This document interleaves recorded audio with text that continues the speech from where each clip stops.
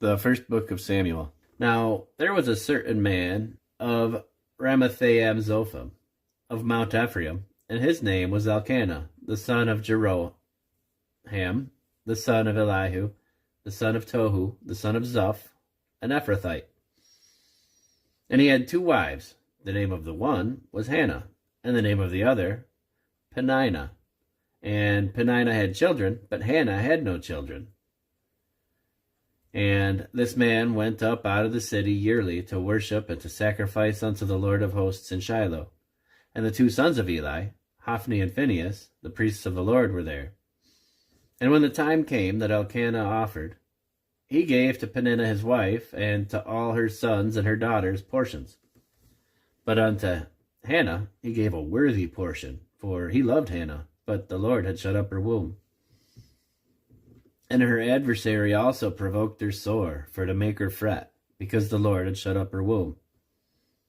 And as he did so year by year, when she went up to the house of the Lord, so she provoked her. Therefore she wept and did not eat. Then said Elkanah her husband to her, Hannah, why weepest thou? And why eatest thou not? And why is thy heart grieved? Am I not better to thee than 10 sons? So Hannah rose up after they had eaten in Shiloh, and after they had drunk. Now Eli the priest sat upon a seat by the post of the temple of the Lord. And she was in bitterness of soul, and prayed unto the Lord, and wept sore. And she vowed a vow, and said, O Lord of hosts, if thou wilt indeed look on the affliction of thine handmaid, and remember me, and not forget thine handmaid, but will give unto thine handmaid a man-child, then I will give him unto the Lord all the days of his life, and there shall no razor come upon his head.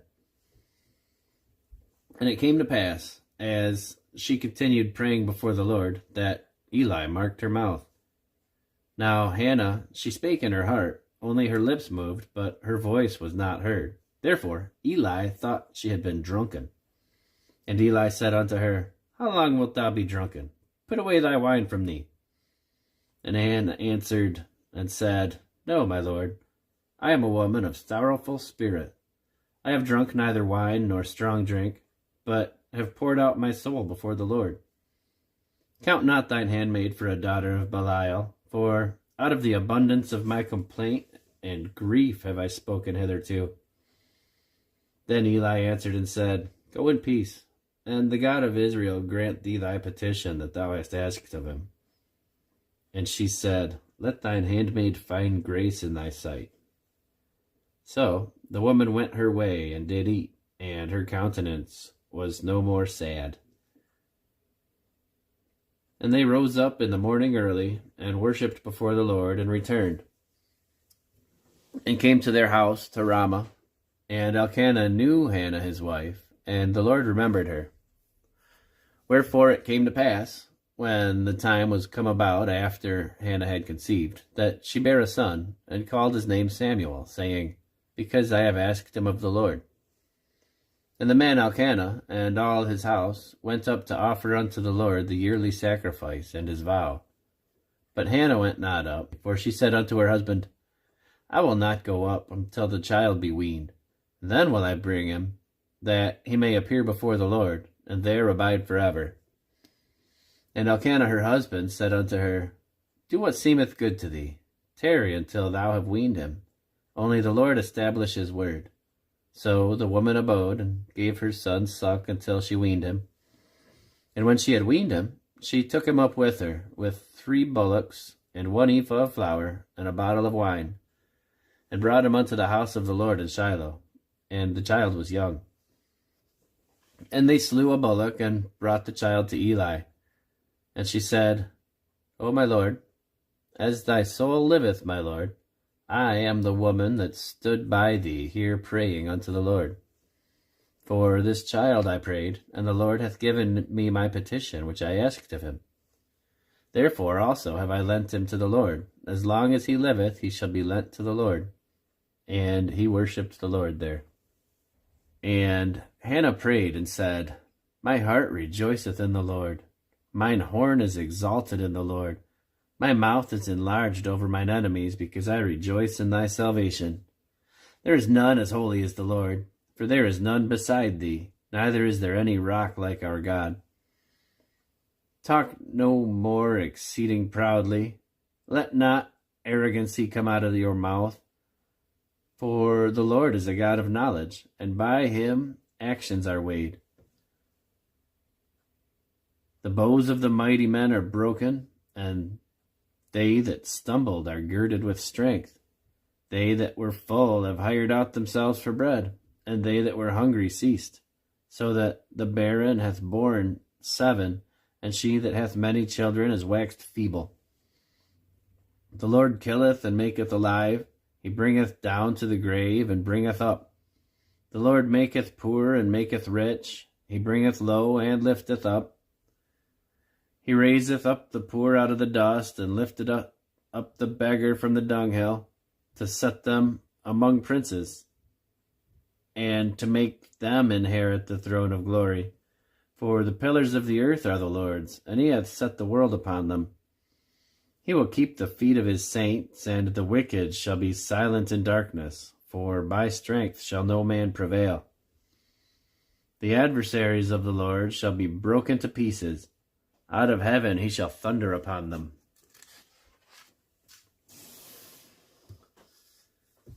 The Lord shall judge the ends of the earth, and he shall give strength unto his king, and exalt the horn of his anointed. And Elkanah went to Ramah to his house, and the child did minister unto the Lord before Eli the priest. Now the sons of Eli were sons of Belial, and they knew not the Lord. And the priest's custom with the people was that, when any man offered sacrifice, the priest's servant came, while the flesh was in seething, with a flesh hook of 3 teeth in his hand, and he struck it into the pan, or kettle, or cauldron, or pot. All that the flesh hook brought up the priest took for himself. So they did in Shiloh unto all the Israelites that came thither. Also, before they burnt the fat, the priest's servant came and said to the men that sacrificed, Give flesh to roast for the priest, for he will not have sodden flesh of thee, but raw. And if any man said unto him, Let them not fail to burn the fat presently, and then take as much as thy soul desireth, then he would answer him, Nay, but thou shalt give it me now, and if not, I will take it by force. Wherefore the sin of the young men was very great before the Lord, for men abhorred the offering of the Lord. But Samuel ministered before the Lord, being a child, girded with a linen ephod. Moreover, his mother made him a little coat, and brought it to him from year to year, when she came with her husband to offer the yearly sacrifice. And Eli blessed Elkanah and his wife, and said, The Lord give thee seed of this woman for the loan which is lent to the Lord. And they went unto their own house. And the Lord visited Hannah, so that she conceived, and bare 3 sons and 2 daughters. And the child Samuel grew before the Lord. Now Eli was very old, and heard all that his sons did unto all Israel, and how they lay with the women that assembled at the door of the tabernacle of the congregation. And he said unto them, Why do ye such things? For I hear of your evil dealings by all the people. Nay, my sons, for it is no good report that I hear. Ye make the Lord's people to transgress. If one man sin against another, the judge shall judge him. But if a man sin against the Lord, who shall entreat for him? Notwithstanding, they hearkened not unto the voice of their father, because the Lord would slay them. And the child Samuel grew on, and was in favor both with the Lord and also with men. And there came a man of God unto Eli, and said unto him, Thus saith the Lord, Did I plainly appear unto the house of thy father when they were in Egypt in Pharaoh's house? And did I choose him out of all the tribes of Israel to be my priest, to offer upon mine altar, to burn incense, to wear an ephod before me? And did I give unto the house of thy father all the offerings made by fire to the children of Israel? Wherefore kick ye at my sacrifice, and at mine offering, which I have commanded in mine habitation, and honourest thy sons above me, to make yourselves fat with the chiefest of all offerings of Israel my people. Wherefore the Lord God of Israel saith, I said indeed that thy house and the house of thy father should walk before me forever. But now the Lord saith, Be it far from me, for them that honor me will I honor, and they that despise me shall be lightly esteemed.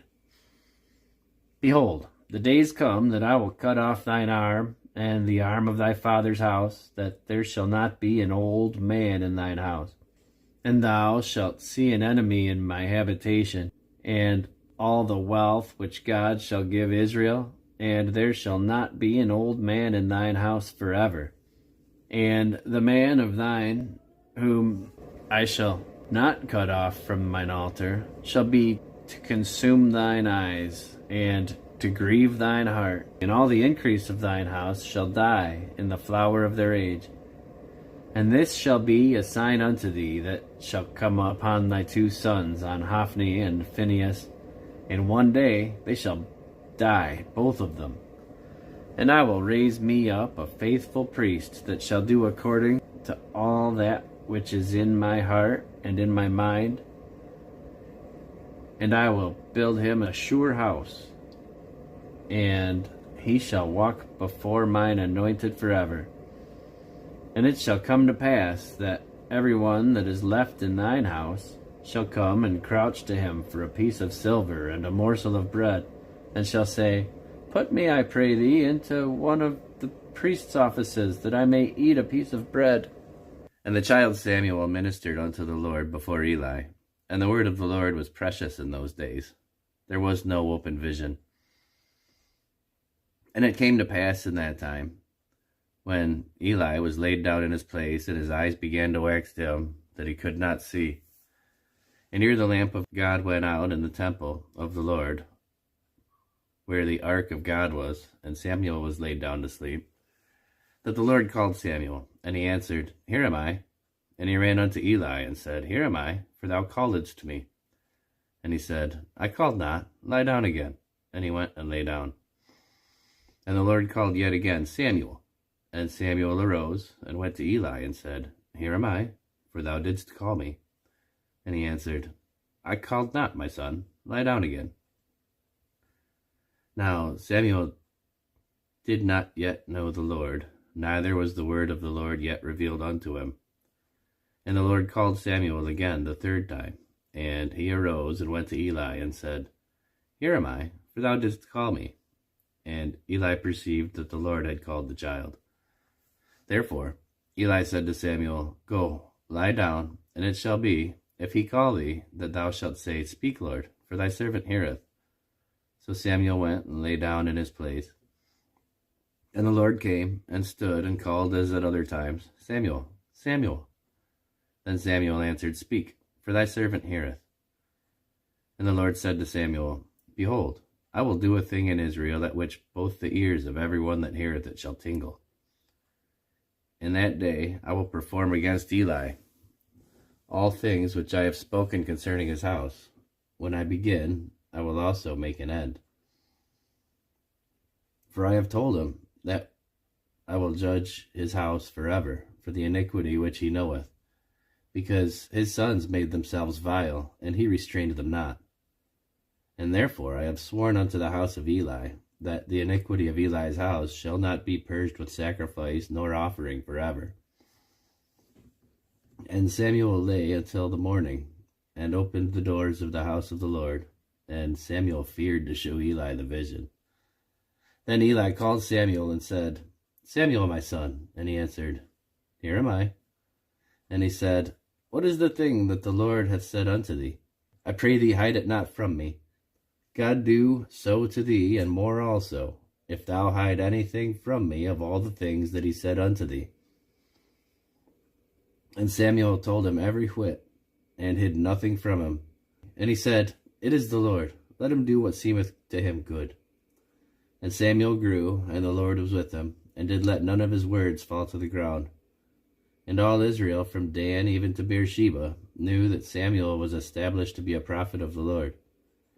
And the Lord appeared again in Shiloh, for the Lord revealed himself to Samuel in Shiloh by the word of the Lord. And the word of Samuel came to all Israel. Now Israel went out against the Philistines to battle, and pitched beside Ebenezer, and the Philistines pitched in Aphek. And the Philistines put themselves in array against Israel. And when they had joined battle, Israel was smitten before the Philistines, and they slew of the army in the field about 4,000 men. And when the people were come into the camp, the elders of Israel said, Wherefore hath the Lord smitten us today before the Philistines? Let us fetch the ark of the covenant of the Lord out of Shiloh unto us, that when it cometh among us, it may save us out of the hand of our enemies. So the people sent to Shiloh, that they might bring from thence the ark of the covenant of the Lord of hosts, which dwelleth between the cherubims. And the two sons of Eli, Hophni and Phinehas, were with the ark of the covenant of God. And when the ark of the covenant of the Lord came into the camp, all Israel shouted with a great shout, so that the earth rang again. And when the Philistines heard the noise of the shout, they said, What meaneth the noise of this great shout in the camp of the Hebrews? And they understood that the ark of the Lord was come into the camp. And the Philistines were afraid, for they said, God is come into the camp. And they said, Woe unto us, for there hath not been such a thing heretofore. Woe unto us! Who shall deliver us out of the hand of these mighty gods? These are the gods that smote the Egyptians with all their plagues in the wilderness. Be strong and quit yourselves like men, O ye Philistines, that ye be not servants unto the Hebrews as they have been to you. Quit yourselves like men and fight. And the Philistines fought, and Israel was smitten, and they fled every man into his tent, and there was a great slaughter, for there fell of Israel 30,000 footmen. And the ark of God was taken, and the two sons of Eli, Hophni and Phinehas, were slain. And there ran a man of Benjamin out of the army, and came to Shiloh the same day with his clothes rent, and with earth upon his head. And when he came, lo, Eli sat upon a seat by the wayside watching, for his heart trembled for the ark of God. And when the man came into the city and told it, all the city cried out. And when Eli heard the noise of the crying, he said, What meaneth the noise of this tumult? And the man came in hastily and told Eli. Now Eli was 98 years old, and his eyes were dim, that he could not see. And the man said unto Eli, I am he that came out of the army, and I fled today out of the army. And he said, What is there done, my son? And the messenger answered and said, Israel is fled before the Philistines, and there hath been also a great slaughter among the people. And thy two sons also, Hophni and Phinehas, are dead, and the ark of God is taken. And it came to pass, when he made mention of the ark of God, that he fell off the seat backward by the side of the gate, and his neck brake, and he died. For he was an old man, and heavy, and he had judged Israel 40 years. And his daughter-in-law, Phinehas his wife, was with child near to be delivered. And when she heard the tidings that the ark of God was taken, and that her father-in-law and her husband were dead, she bowed herself and travailed, for her pains came upon her. About the time of her death, the women that stood by said unto her, Fear not, for thou hast borne a son. But she answered not, neither did she regard it. And she named the child Ichabod, saying, The glory is departed from Israel, because the ark of God was taken, and because her father-in-law and her husband. And she said, The glory is departed from Israel, for the ark of God is taken. And the Philistines took the ark of God, and brought it from Ebenezer unto Ashdod. When the Philistines took the ark of God, they brought it into the house of Dagon, and set it by Dagon. And when they of Ashdod arose early on the morrow, behold, Dagon was fallen upon his face to the earth before the ark of the Lord. And they took Dagon, and set him in his place again. And when they rose early on the morrow morning, behold, Dagon was fallen upon his face to the ground before the ark of the Lord. And the head of Dagon, and both the palms of his hands, were cut off upon the threshold. Only the stump of Dagon was left to him. Therefore, neither the priests of Dagon, nor any that come into Dagon's house, tread on the threshold of Dagon and Ashdod unto this day. But the hand of the Lord was heavy upon them of Ashdod, and he destroyed them, and smote them with emerods, even Ashdod and the coasts thereof. And when the men of Ashdod saw that it was so, they said, The ark of the God of Israel shall not abide with us, for his hand is sore upon us, and upon Dagon our God. They sent therefore, and gathered all the lords of the Philistines unto them, and said, What shall we do with the ark of the God of Israel? And they answered, Let the ark of the God of Israel be carried about unto Gath. And they carried the ark of God of Israel about thither. And it was so, that after they had carried about, the hand of the Lord was against the city with a very great destruction. And he smote the men of the city, both small and great, and they had emerods in their secret parts. Therefore they sent the ark of God to Ekron. And it came to pass, as the ark of God came to Ekron, that the Ekronites cried out, saying, They have brought about the ark of the God of Israel to us, to slay us and our people. So they sent and gathered together all the lords of the Philistines, and said, Send away the ark of the God of Israel, and let it go again to his own place, that it slay us not and our people. For there was a deadly destruction throughout all the city. The hand of God was very heavy there. And the men that died not were smitten with the emerods, and the cry of the city went up to heaven. And the ark of the Lord was in the country of the Philistines 7 months. And the Philistines called for the priests and the diviners, saying, What shall we do to the ark of the Lord? Tell us wherewith we shall send it to his place. And they said, If ye send away the ark of the God of Israel, send it not empty, but in any wise return him a trespass offering, that ye shall be healed. And it shall be known to you why his hand is not removed from you. Then said they, What shall be the trespass offering which we shall return to him? They answered, 5 golden emerods, and 5 golden mice, according to the number of the lords of the Philistines. For 1 plague was on you all, and on your lords. Wherefore ye shall make images of your emerods, and images of your mice that mar the land, and ye shall give glory unto the God of Israel. Peradventure he will lighten his hand from off you, and from off your gods, and from off your land. Wherefore then do ye harden your hearts, as the Egyptians and Pharaoh hardened their hearts? When he had wrought wonderfully among them, did they not let the people go, and they departed? Now therefore make a new cart, and take 2 milch kine, on which there hath come no yoke, and tie the kine to the cart, and bring their calves home from them. And take the ark of the Lord, and lay it upon the cart, and put the jewels of gold which ye return him for a trespass offering in a coffer by the side thereof, and send it away, that it may go.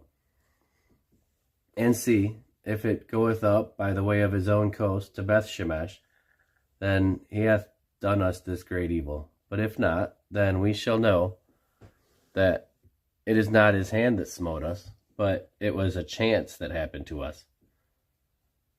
And the men did so, and took the 2 milch kine, and tied them to the cart, and shut up their calves at the house. And they laid the ark of the Lord upon the cart, and the coffer with the mice of gold, and the images of their emerods. And the kine took the straight way to the way of Bethshemesh, and went along the highway, lowing as they went, and turned not aside to the right hand or to the left. And the lords of the Philistines went after them unto the border of Bethshemesh. And they of Bethshemesh were reaping their wheat harvest in the valley. And they lifted up their eyes, and saw the ark, and rejoiced to see it. And the cart came into the field of Joshua, a Bethshemite, and stood there, where there was a great stone. And they clave the wood of the cart, and offered the kine a burnt offering unto the Lord. And the Levites took down the ark of the Lord, and the coffer that was with it, wherein the jewels of gold were, and put them on the great stone. And the men of Bethshemesh offered burnt offerings, and sacrificed sacrifices the same day unto the Lord. And when the 5 lords of the Philistines had seen it, they returned to Ekron the same day. And these are the golden emerods which the Philistines returned for a trespass offering unto the Lord. For Ashdod, 1. For Gaza, 1. For Askelon, 1. For Gath, 1. For Ekron, 1. And the golden mice, according to the number of all the cities of the Philistines belonging to the 5 lords, both of fenced cities and of country villages, even unto the great stone of Abel, whereon they set down the ark of the Lord, which stone remaineth unto this day in the field of Joshua the Bethshemite. And he smote the men of Bethshemesh because they had looked into the ark of the Lord. Even he smote of the people 50,060 men. And the people lamented because the Lord had smitten many of the people with a great slaughter. And the men of Bethshemesh said, Who is able to stand before this holy Lord God? And to whom shall he go up from us? And they sent messengers to the inhabitants of Kiriath-Jearim, saying, The Philistines have brought again the ark of the Lord. Come ye down and fetch it up to you. And the men of Kiriath-Jearim came and fetched up the ark of the Lord, and brought it into the house of Abinadab in the hill, and sanctified Eleazar his son to keep the ark of the Lord. And it came to pass, while the ark abode in Kiriath-Jearim, that the time was long, for it was 20 years, and all the house of Israel lamented after the Lord. And Samuel spake unto all the house of Israel, saying, If ye do return unto the Lord with all your hearts, then put away the strange gods and Ashtaroth from among you, and prepare your hearts unto the Lord, and serve him only, and he will deliver you out of the hand of the Philistines. And the children of Israel did put away the Baalim and Ashtaroth, and served the Lord only. And Samuel said, Gather all Israel to Mizpah, and I will pray for you unto the Lord. And they gathered together to Mizpah, and drew water, and poured it out before the Lord, and fasted on that day, and said there, We have sinned against the Lord. And Samuel judged the children of Israel in Mizpah. And when the Philistines heard that the children of Israel were gathered together to Mizpah, the lords of the Philistines went up against Israel. And when the children of Israel heard it, they were afraid of the Philistines. And the children of Israel said to Samuel, Cease not to cry unto the Lord our God for us, that he will save us out of the hand of the Philistines. And Samuel took a suckling lamb, and offered it for a burnt offering, holy unto the Lord. And Samuel cried unto the Lord for Israel, and the Lord heard him. And as Samuel was offering up the burnt offering, the Philistines drew near to battle against Israel. But the Lord thundered with a great thunder on that day upon the Philistines, and discomfited them, and they were smitten before Israel. And the men of Israel went out of Mizpah, and pursued the Philistines, and smote them, until they came under Beth-kar. Then Samuel took a stone, and set it between Mizpah and Shen, and called the name of it Ebenezer, saying, Hitherto hath the Lord helped us. So the Philistines were subdued, and they came no more into the coast of Israel. And the hand of the Lord was against the Philistines all the days of Samuel. And the cities which the Philistines had taken from Israel were restored to Israel, from Ekron even unto Gath. And the coasts thereof did Israel deliver out of the hands of the Philistines, and there was peace between Israel and the Amorites. And Samuel judged Israel all the days of his life. And he went from year to year in circuit to Bethel and Gilgal and Mizpah, and judged Israel in all those places. And his return was to Ramah, for there was his house, and there he judged Israel, and there he built an altar unto the Lord. And it came to pass, when Samuel was old, that he made his sons judges over Israel. Now the name of his firstborn was Joel, and the name of his second, Abiah. They were judges in Beersheba. And his sons walked not in his ways, but turned aside after lucre, and took bribes, and perverted judgment. Then all the elders of Israel gathered themselves together, and came to Samuel unto Ramah, and said unto him, Behold, thou art old, and thy sons walk not in thy ways. Now make us a king to judge us like all the nations. But the thing displeased Samuel when they said, Give us a king to judge us. And Samuel prayed unto the Lord. And the Lord said unto Samuel, Hearken unto the voice of the people in all that they say unto thee. For they have not rejected thee, but they have rejected me, that I should not reign over them. According to all the works which they have done since the day that I brought them out of Egypt, even unto this day, wherewith they have forsaken me, and served other gods, so do they also unto thee. Now therefore hearken unto their voice. Howbeit, yet protest solemnly unto them, and show them the manner of the king that shall reign over them. And Samuel told all the words of the Lord unto the people that asked of him a king. And he said, This will be the manner of the king that shall reign over you. He will take your sons, and appoint them for himself, and for his chariots, and to be his horsemen, and some shall run before his chariots.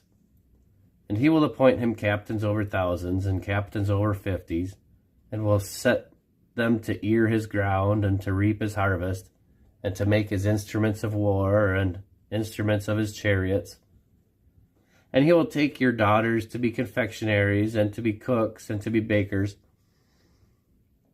And he will take your fields, and your vineyards, and your olive yards, even the best of them, and give them to his servants.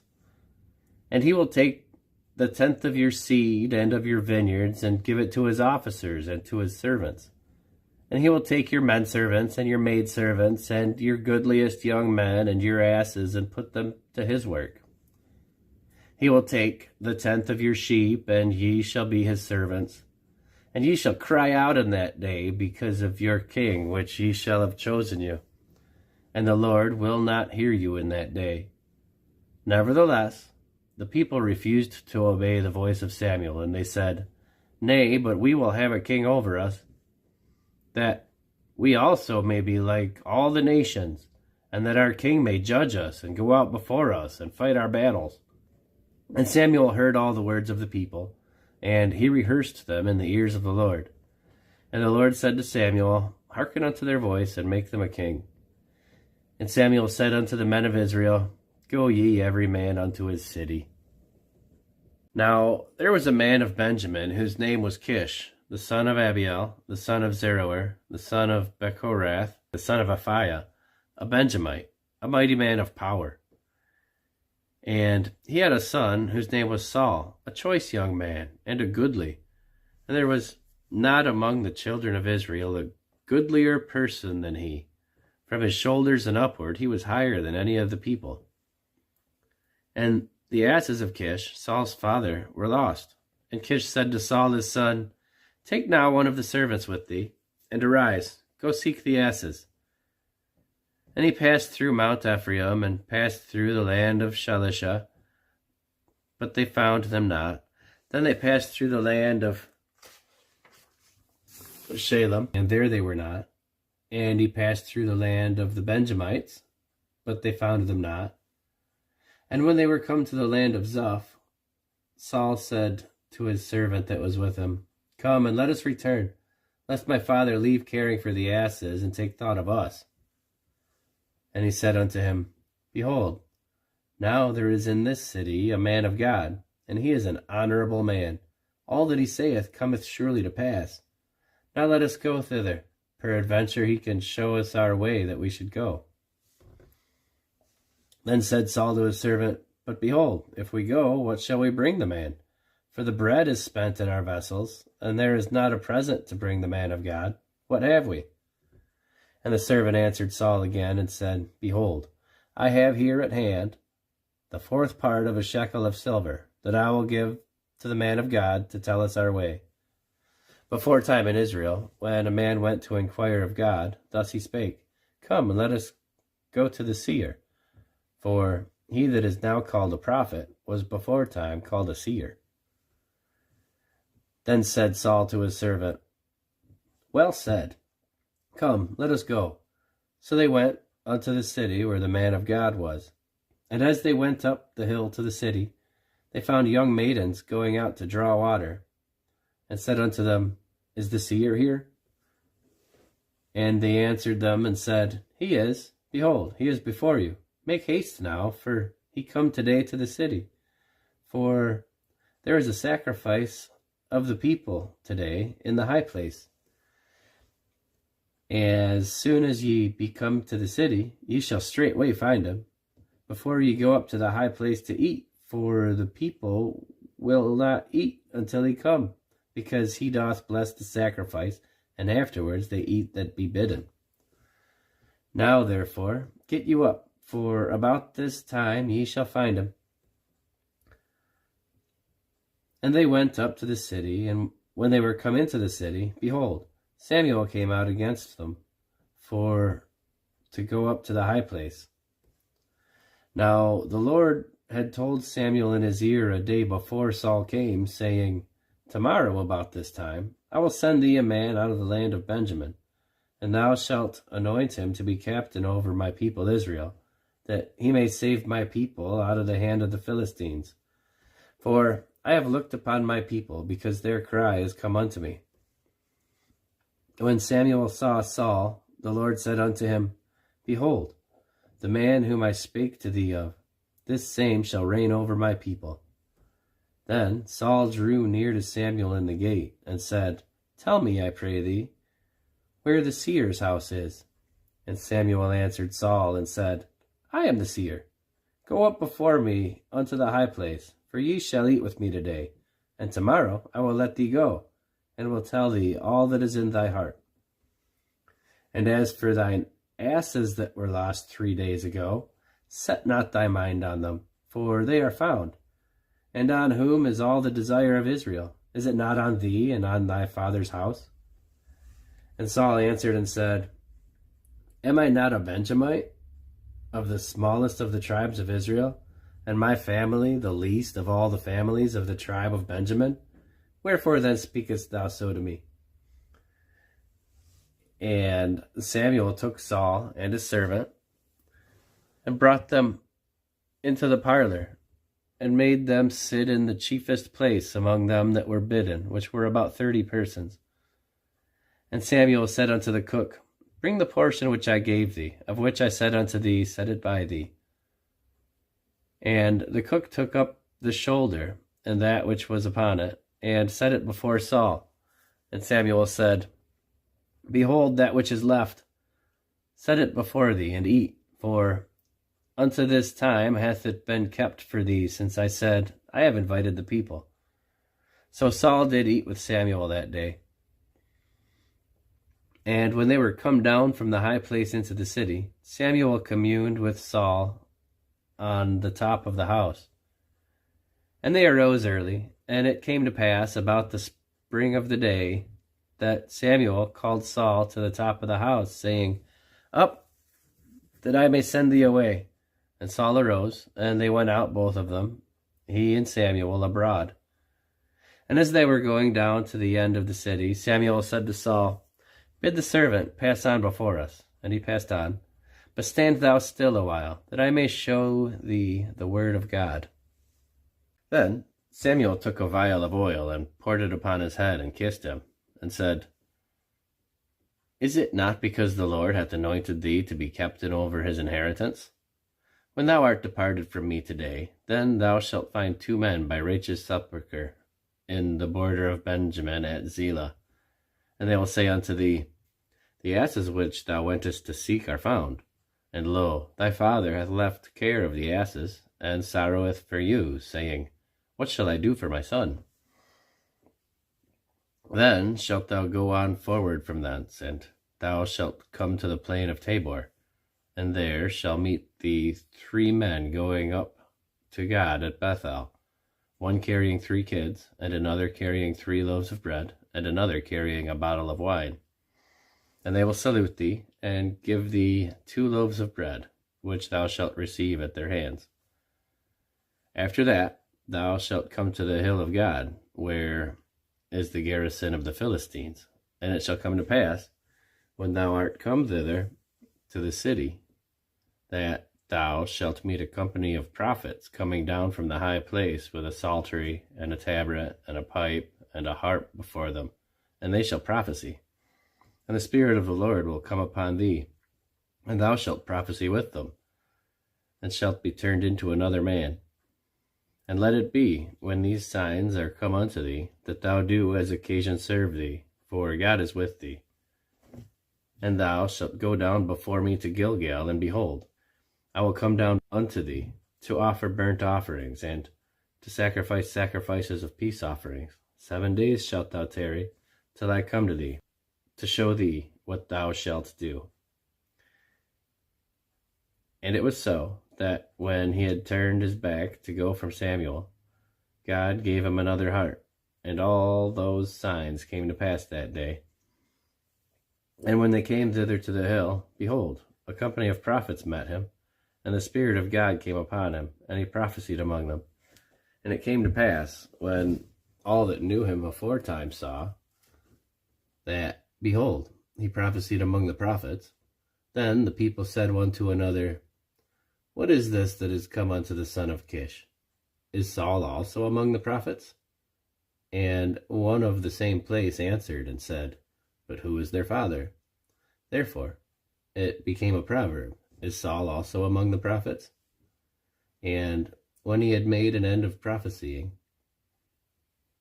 he came to the high place. And Saul's uncle said unto him, and to his servant, Whither went ye? And he said, To seek the asses. And when we saw that they were nowhere, we came to Samuel. And Saul's uncle said, Tell me, I pray thee, what Samuel said unto you. And Saul said unto his uncle, He told us plainly that the asses were found, but of the matter of the kingdom whereof Samuel spake, he told him not. And Samuel called the people together unto the Lord to Mizpah, and said unto the children of Israel, Thus saith the Lord God of Israel, I brought up Israel out of Egypt, and delivered you out of the hand of the Egyptians, and out of the hand of all kingdoms, and of them that oppressed you. And ye have this day rejected your God, who himself saved you out of all your adversities, and all your tribulations. And ye have said unto him, Nay, but set a king over us. Now therefore present yourselves before the Lord by your tribes and by your thousands. And when Samuel had caused all the tribes of Israel to come near, the tribe of Benjamin was taken. When he had caused the tribe of Benjamin to come near by their families, the family of Matri was taken. And Saul, the son of Kish, was taken. And when they sought him, he could not be found. Therefore they inquired of the Lord further, if the man should yet come thither. And the Lord answered, Behold, he hath hid himself among the stuff. And they ran and fetched him thence, and when he stood among the people, he was higher than any of the people from his shoulders and upward. And Samuel said to all the people, See ye whom the Lord hath chosen, that there is none like him among all the people? And all the people shouted and said, God save the king. Then Samuel told the people the manner of the kingdom, and wrote it in a book, and laid it up before the Lord. And Samuel sent all the people away, every man to his house. And Saul also went home to Gibeah, and there went with him a band of men, whose hearts God had touched. But the children of Belial said, How shall this man save us? And they despised him, and brought him no presents. But he held his peace. Then Nahash the Ammonite came up, and encamped against Jabesh Gilead. And all the men of Jabesh said unto Nahash, Make a covenant with us, and we will serve thee. And Nahash the Ammonite answered them, On this condition will I make a covenant with you, that I may thrust out all your right eyes, and lay it for a reproach upon all Israel. And the elders of Jabesh said unto him, Give us 7 days' respite, that we may send messengers unto all the coasts of Israel. And then, if there be no man to save us, we will come out to thee. Then came the messengers to Gibeah of Saul, and told the tidings in the ears of the people. And all the people lifted up their voices and wept. And behold, Saul came after the herd out of the field, and Saul said, What aileth the people that they weep? and they told him the tidings of the men of Jabesh. And the Spirit of God came upon Saul when he heard these tidings, and his anger was kindled greatly. And he took a yoke of oxen, and hewn them in pieces, and sent them throughout all the coasts of Israel by the hands of messengers, saying, Whosoever cometh not forth after Saul and after Samuel, so shall it be done unto his oxen. And the fear of the Lord fell upon the people, and they came out with one consent.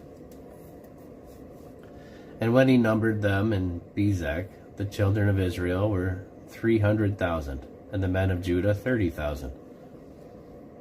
And they said unto the messengers that came, Thus shall ye say unto the men of Jabesh Gilead, Tomorrow, by that time the sun be hot, ye shall have help. And the messengers came and showed it to the men of Jabesh, and they were glad. Therefore the men of Jabesh said, Tomorrow will we come out unto you, and ye shall do with us all that seemeth good unto you. And it was on the morrow that Saul put the people in 3 companies, and they came into the midst of the host in the morning watch, and slew the Ammonites until the heat of the day. And it came to pass that they which remained were scattered, so that not 2 of them were left together. And the people said unto Samuel, Who is he that said, Shall Saul reign over us? Bring the men, that we may put them to death. And Saul said, There shall not be a man put to death this day, for today the Lord hath wrought salvation in Israel. Then said Samuel to the people, Come, and let us go to Gilgal, and renew the kingdom there. And all the people went to Gilgal, and there they made Saul king before the Lord in Gilgal. And there they sacrificed sacrifices of peace offerings before the Lord. And there Saul and all the men of Israel rejoiced greatly. And Samuel said unto all Israel, Behold, I have hearkened unto your voice, and all that ye said unto me, and I have made a king over you. And now, behold, the king walketh before you, and I am old and grey-headed. And behold, my sons are with you, and I have walked before you from my child unto this day. Behold, here I am, witness against me before the Lord and before his anointed. Whose ox have I taken? Or whose ass have I taken? Or whom have I defrauded? Whom have I oppressed? Or of whose hand have I received any bribe to blind mine eyes therewith? And I will restore it you. Then they said, Thou hast not defrauded us, nor oppressed us, neither hast thou taken aught of any man's hand.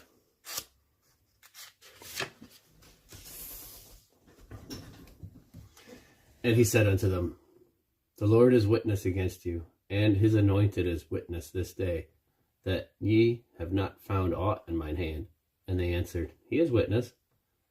And Samuel said unto the people, It is the Lord that advanced Moses and Aaron, and that brought your fathers up out of the land of Egypt. Now therefore stand still, that I may reason with you before the Lord of all the righteous acts of the Lord, which he did to you and to your fathers. When Jacob was come into Egypt, and your fathers cried unto the Lord, then the Lord sent Moses and Aaron, which brought forth your fathers out of Egypt, and made them dwell in this place. And when they forgat the Lord their God, he sold them into the hand of Sisera, captain of the host of Hazor, and into the hand of the Philistines, and into the hand of the king of Moab, and they fought against them. And they cried unto the Lord, and said, We have sinned, because we have forsaken the Lord, and have served Baalim and Ashtaroth. But now deliver us out of the hand of our enemies, and we will serve thee. And the Lord sent Jerubbaal, and Bedan, and Jephthah, and Samuel, and delivered you out of the hand of your enemies on every side, and ye dwelled safe. And when ye saw that Nahash, the king of the children of Ammon, came against you, ye said unto me, Nay, but a king shall reign over us, when the Lord your God was your king. Now therefore, behold the king whom ye have chosen, and whom ye have desired, and behold, the Lord hath set a king over you. If ye will fear the Lord, and serve him, and obey his voice, and not rebel against the commandment of the Lord, then shall both ye, and also the king that reigneth over you, continue following the Lord your God. But if ye will not obey the voice of the Lord, but rebel against the commandment of the Lord, then shall the hand of the Lord be against you, as it was against your fathers. Now therefore stand and see this great thing which the Lord will do before your eyes. Is it not wheat harvest today? I will call unto the Lord, and he will send thunder and rain, that ye may perceive and see that your wickedness is great, which ye have done in the sight of the Lord, in asking you a king. So Samuel called unto the Lord, and the Lord sent thunder and rain that day, and all the people greatly feared the Lord and Samuel. And all the people said unto Samuel, Pray for thy servants unto the Lord thy God, that we die not, for we have added unto all our sins this evil, to ask us a king. And Samuel said unto the people, Fear not, ye have done all this wickedness, yet turn not aside from following the Lord, but serve the Lord with all your heart. And turn ye not aside, for then should ye go after vain things, which cannot profit nor deliver, for they are vain. For the Lord will not forsake his people, for his great name's sake, because it hath pleased the Lord to make you his people. Moreover, as for me, God forbid that I should sin against the Lord in ceasing to pray for you, but I will teach you the good and the right way. Only fear the Lord, and serve him in truth with all your heart. For consider how great things he hath done for you. But if ye shall still do wickedly, ye shall be consumed, both ye and your king. Saul reigned 1 year, and when he had reigned 2 years over Israel, Saul chose him 3,000 men of Israel, whereof 2,000 were with Saul in Michmash, and in Mount Bethel, and 1,000 were with Jonathan in Gibeah of Benjamin. And the rest of the people he sent every man to his tent. And Jonathan smote the garrison of the Philistines that was in Geba, and the Philistines heard of it. And Saul blew the trumpet throughout all the land, saying, Let the Hebrews hear. And all Israel heard say that Saul had smitten a garrison of the Philistines, and that Israel also was had in abomination with the Philistines. And the people were called together after Saul to Gilgal. And the Philistines gathered themselves together to fight with Israel, 30,000 chariots, and 6,000 horsemen, and people as the sand which is on the seashore in multitude. And they came up and pitched in Michmash, eastward from Bethaven. When the men of Israel saw that they were in a strait, for the people were distressed, then the people did hide themselves in caves, and in thickets, and in rocks, and in high places, and in pits. And some of the Hebrews went over Jordan to the land of Gad and Gilead. As for Saul, he was yet in Gilgal, and all the people followed him trembling. And he tarried 7 days, according to the set time that Samuel had appointed. But Samuel came not to Gilgal, and the people were scattered from him. And Saul said, Bring hither a burnt offering to me, and peace offerings. And he offered the burnt offering. And it came to pass, that as soon as he had made an end of offering the burnt offering, behold, Samuel came. And Saul went out to meet him, that he might salute him. And Samuel said, What hast thou done? And Saul said, Because I saw that the people were scattered from me, and that thou camest not within the days appointed, and that the Philistines gathered themselves together at Michmash, therefore said I, The Philistines will come down upon me to Gilgal, and I have not made supplication unto the Lord. I forced myself, therefore, and offered a burnt offering. And Samuel said to Saul, Thou hast done foolishly. Thou hast not kept the commandment of the Lord thy God, which he commanded thee. For now would the Lord have established thy kingdom upon Israel forever. But now thy kingdom shall not continue. The Lord hath sought him a man after his own heart, and the Lord hath commanded him to be captain over his people, because thou hast not kept that which the Lord commanded thee. And Samuel arose, and gat him up from Gilgal unto Gibeah of Benjamin. And Saul numbered the people that were present with him, about 600 men. And Saul and Jonathan his son, and the people that were present with them, abode in Gibeah of Benjamin, but the Philistines encamped in Michmash. And the spoilers came out of the camp of the Philistines in 3 companies. One company turned unto the way that leadeth to Ophrah, unto the land of Shual, and another company turned the way to Beth Horon, and another company turned to the way of the border that looketh to the valley of Zeboim, toward the wilderness. Now there was no smith found throughout all the land of Israel, for the Philistines said, lest the Hebrews make them swords or spears. But all the Israelites went down to the Philistines to sharpen every man his share, and his coulter, and his axe, and his mattock. Yet they had a file for the mattocks, and for the coulters, and for the forks, and for the axes, and to sharpen the goads. So it came to pass in the day of battle that there was neither sword nor spear found in the hand of any of the people that were with Saul and Jonathan, but with Saul and with Jonathan his son was there found. And the garrison of the Philistines went out to the passage of Michmash. Now it came to pass upon a day that Jonathan the son of Saul said unto the young man that bare his armor, Come, and let us go over to the Philistines' garrison that is on the other side. But he told not his father. And Saul tarried in the uttermost part of Gibeah, under the pomegranate tree which is in Migron. And the people that were with him were about 600 men. And Ahiah, the son of Ahitub, Ichabod's brother, the son of Phinehas, the son of Eli, the Lord's priest in Shiloh, wearing an ephod. And the people knew not that Jonathan was gone. And between the passages by which Jonathan sought to go over unto the Philistines' garrison, there was a sharp rock on the one side, and a sharp rock on the other side. And the name of the one was Bozez, and the name of the other Sina. The forefront of the one was situate northward, over against Michmash, and the other southward, over against Gibeah. And Jonathan said to the young man that bare his armor, Come, let us go over unto the garrison of these uncircumcised. It may be that the Lord will work for us, for there is no restraint to the Lord to save by many or by few. And his armor-bearer said unto him, Do all that is in thine heart. Turn thee, behold, I am with thee according to thine heart. Then said Jonathan, Behold, we will pass over unto these men, and we will discover ourselves to them. If they say thus unto us, Tarry until we come to you, then we will stand still in our place, and will not go up unto them. But if they say thus, Come up unto us, then we will go up, for the Lord hath delivered them into our hand, and this shall be a sign unto us. And both of them discovered themselves unto the garrison of the Philistines, and the Philistines said, Behold, the Hebrews come forth out of the holes where they had hid themselves.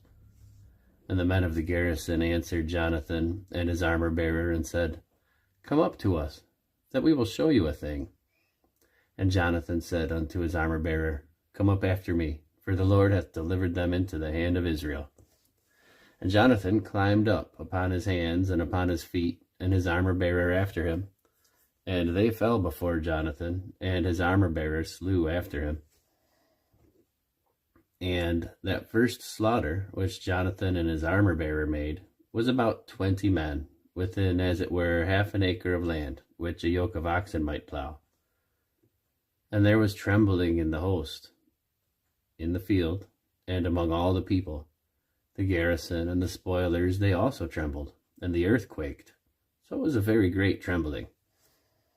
And the watchmen of Saul and Gibeah of Benjamin looked, and behold, the multitude melted away, and they went on beating down one another.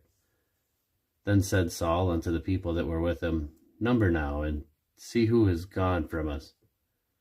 And when they had numbered, behold, Jonathan and his armor-bearer were not there. And Saul said unto Ahiah, Bring hither the ark of God. For the ark of God was at that time with the children of Israel. And it came to pass, while Saul talked unto the priest, that the noise that was in the host of the Philistines went on and increased. And Saul said unto the priest, Withdraw thine hand. And Saul and all the people that were with him assembled themselves, and they came to the battle. And behold, every man's sword was against his fellow, and there was a very great discomfiture. Moreover, the Hebrews that were with the Philistines before that time, which went up with them into the camp from the country round about, even they also turned to be with the Israelites that were with Saul and Jonathan. Likewise, all the men of Israel which had hid themselves in Mount Ephraim, when they heard that the Philistines fled, even they also followed hard after them into the battle. So the Lord saved Israel that day, and the battle pressed over unto Beth-aven. And the men of Israel were distressed that day, for Saul had adjured the people, saying, Cursed be the man that eateth any food until evening, that I may be avenged on mine enemies. So none of the people tasted any food. And all they of the land came to a wood, and there was honey upon the ground. And when the people were come into the wood, behold, the honey dropped, but no man put his hand to his mouth, for the people feared the oath. But Jonathan heard not when his father charged the people with the oath. Wherefore he put forth the end of the rod that was in his hand, and dipped it in an honeycomb, and put his hand to his mouth, and his eyes were enlightened.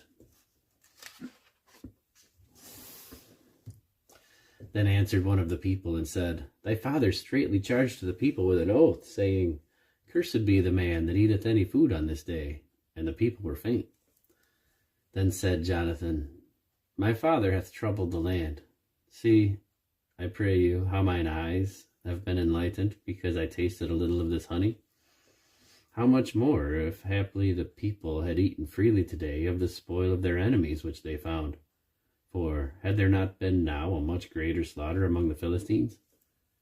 And they smote the Philistines that day from Michmash to Aijalon, and the people were very faint.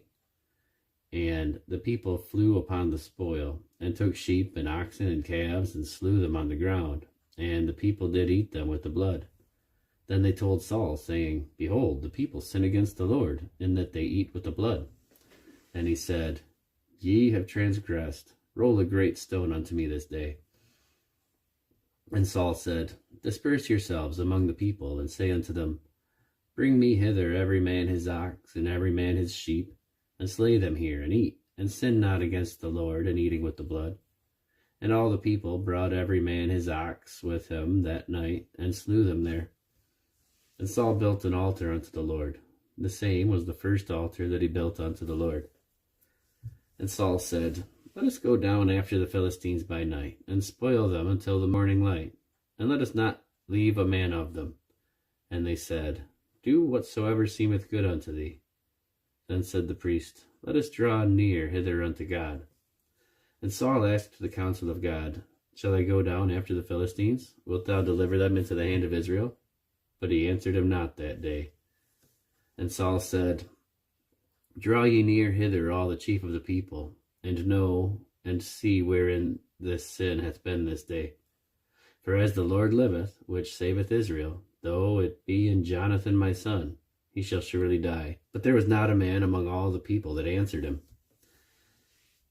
Then said he unto all Israel, Be ye on one side, and I and Jonathan my son will be on the other side. And the people said unto Saul, Do what seemeth good unto thee. Therefore Saul said unto the Lord God of Israel, Give a perfect lot. And Saul and Jonathan were taken, but the people escaped. And Saul said, Cast lots between me and Jonathan my son. And Jonathan was taken. And Saul said unto Jonathan, Tell me what thou hast done. And Jonathan told him, and said, I did but taste a little honey with the end of the rod that was in my hand, and lo, I must die. And Saul answered, God do so, and more also, for thou shalt surely die, Jonathan. And the people said unto Saul, Shall Jonathan die, who hath wrought this great salvation in Israel? God forbid. And as the Lord liveth, there shall not one hair of his head fall to the ground, for he hath wrought with God this day. So the people rescued Jonathan, that he died not. Then Saul went up from following the Philistines, and the Philistines went to their own place. So Saul took the kingdom over Israel, and fought against all his enemies on every side, against Moab, and against the children of Ammon, and against Edom, and against the kings of Zobah, and against the Philistines, And whithersoever he turned himself, he vexed them. And he gathered an host, and smote the Amalekites, and delivered Israel out of the hands of them that spoiled them. Now the sons of Saul were Jonathan, and Ishui, and Malchishua, and the names of his 2 daughters were these: the name of the firstborn, Merab, and the name of the younger, Michal. And the name of Saul's wife was Ahinoam, the daughter of Ahimaaz, and the name of the captain of his host was Abner, the son of Ner, Saul's uncle. And Kish was the father of Saul, and Ner, the father of Abner, was the son of Abiel. And there was sore war against the Philistines all the days of Saul. And when Saul saw any strong man or any valiant man, he took him unto him. Samuel also said unto Saul, The Lord sent me to anoint thee to be king over his people, over Israel. Now therefore, hearken thou unto the voice of the words of the Lord. Thus saith the Lord of hosts, I remember that which Amalek did to Israel, how he laid wait for him in a way, when he came up from Egypt.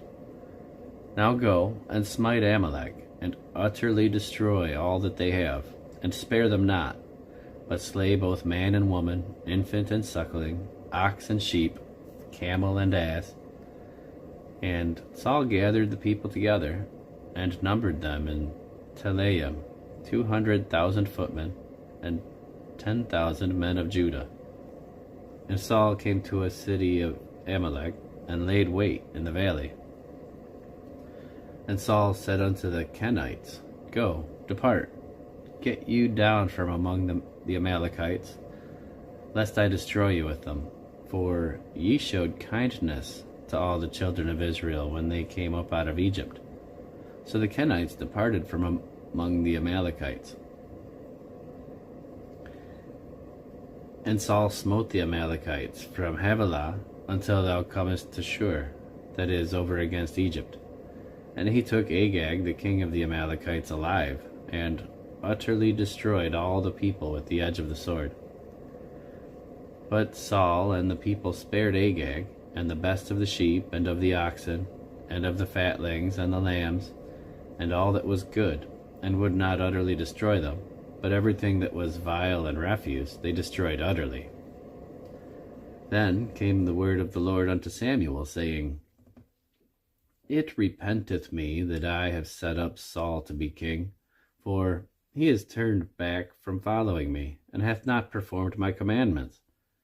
And it grieved Samuel, and he cried unto the Lord all night. And when Samuel arose early to meet Saul in the morning, it was told Samuel, saying, Saul came to Carmel, and behold, he set him up a place, and is gone about, and passed on, and gone down to Gilgal.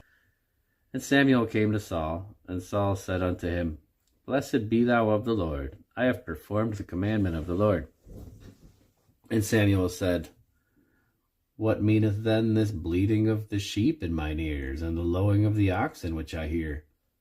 And Saul said, They have brought them up from the Amalekites, for the people spared the best of the sheep and of the oxen, to sacrifice unto the Lord thy God, and the rest we have utterly destroyed. Then Samuel said unto Saul, Stay, and I will tell thee what the Lord hath said to me this night. And he said unto him, Say on. And Samuel said, When thou wast little in thine own sight, wast thou not made the head of the tribes of Israel? And the Lord anointed thee king over Israel? And the Lord sent thee on a journey, and said, Go, and utterly destroy the sinners, the Amalekites, and fight against them until they be consumed. Wherefore then didst thou not obey the voice of the Lord, but didst fly upon the spoil, and didst evil in the sight of the Lord? And Saul said unto Samuel, Yea, I have obeyed the voice of the Lord, and have gone the way which the Lord sent me, and have brought Agag the king of Amalek, and have utterly destroyed the Amalekites. But the people took of the spoil, sheep and oxen, the chief of the things, which should have been utterly destroyed, to sacrifice unto the Lord thy God in Gilgal. And Samuel said, Hath the Lord as great delight in burnt offerings and sacrifices, as in obeying the voice of the Lord? Behold, to obey is better than sacrifice, and to hearken than the fat of rams. For rebellion is as the sin of witchcraft, and stubbornness is as iniquity and idolatry.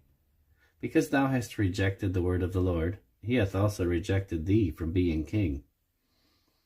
And Saul said unto Samuel, I have sinned, for I have transgressed the commandment of the Lord and thy words, because I feared the people and obeyed their voice. Now therefore I pray thee, pardon my sin, and turn again with me, that I may worship the Lord. And Samuel said unto Saul, I will not return with thee, for thou hast rejected the word of the Lord, and the Lord hath rejected thee from being king over Israel. And as Samuel turned about to go away, he laid hold upon the skirt of his mantle, and it rent. And Samuel said unto him, The Lord hath rent the kingdom of Israel from thee this day, and hath given it to a neighbor of thine that is better than thou.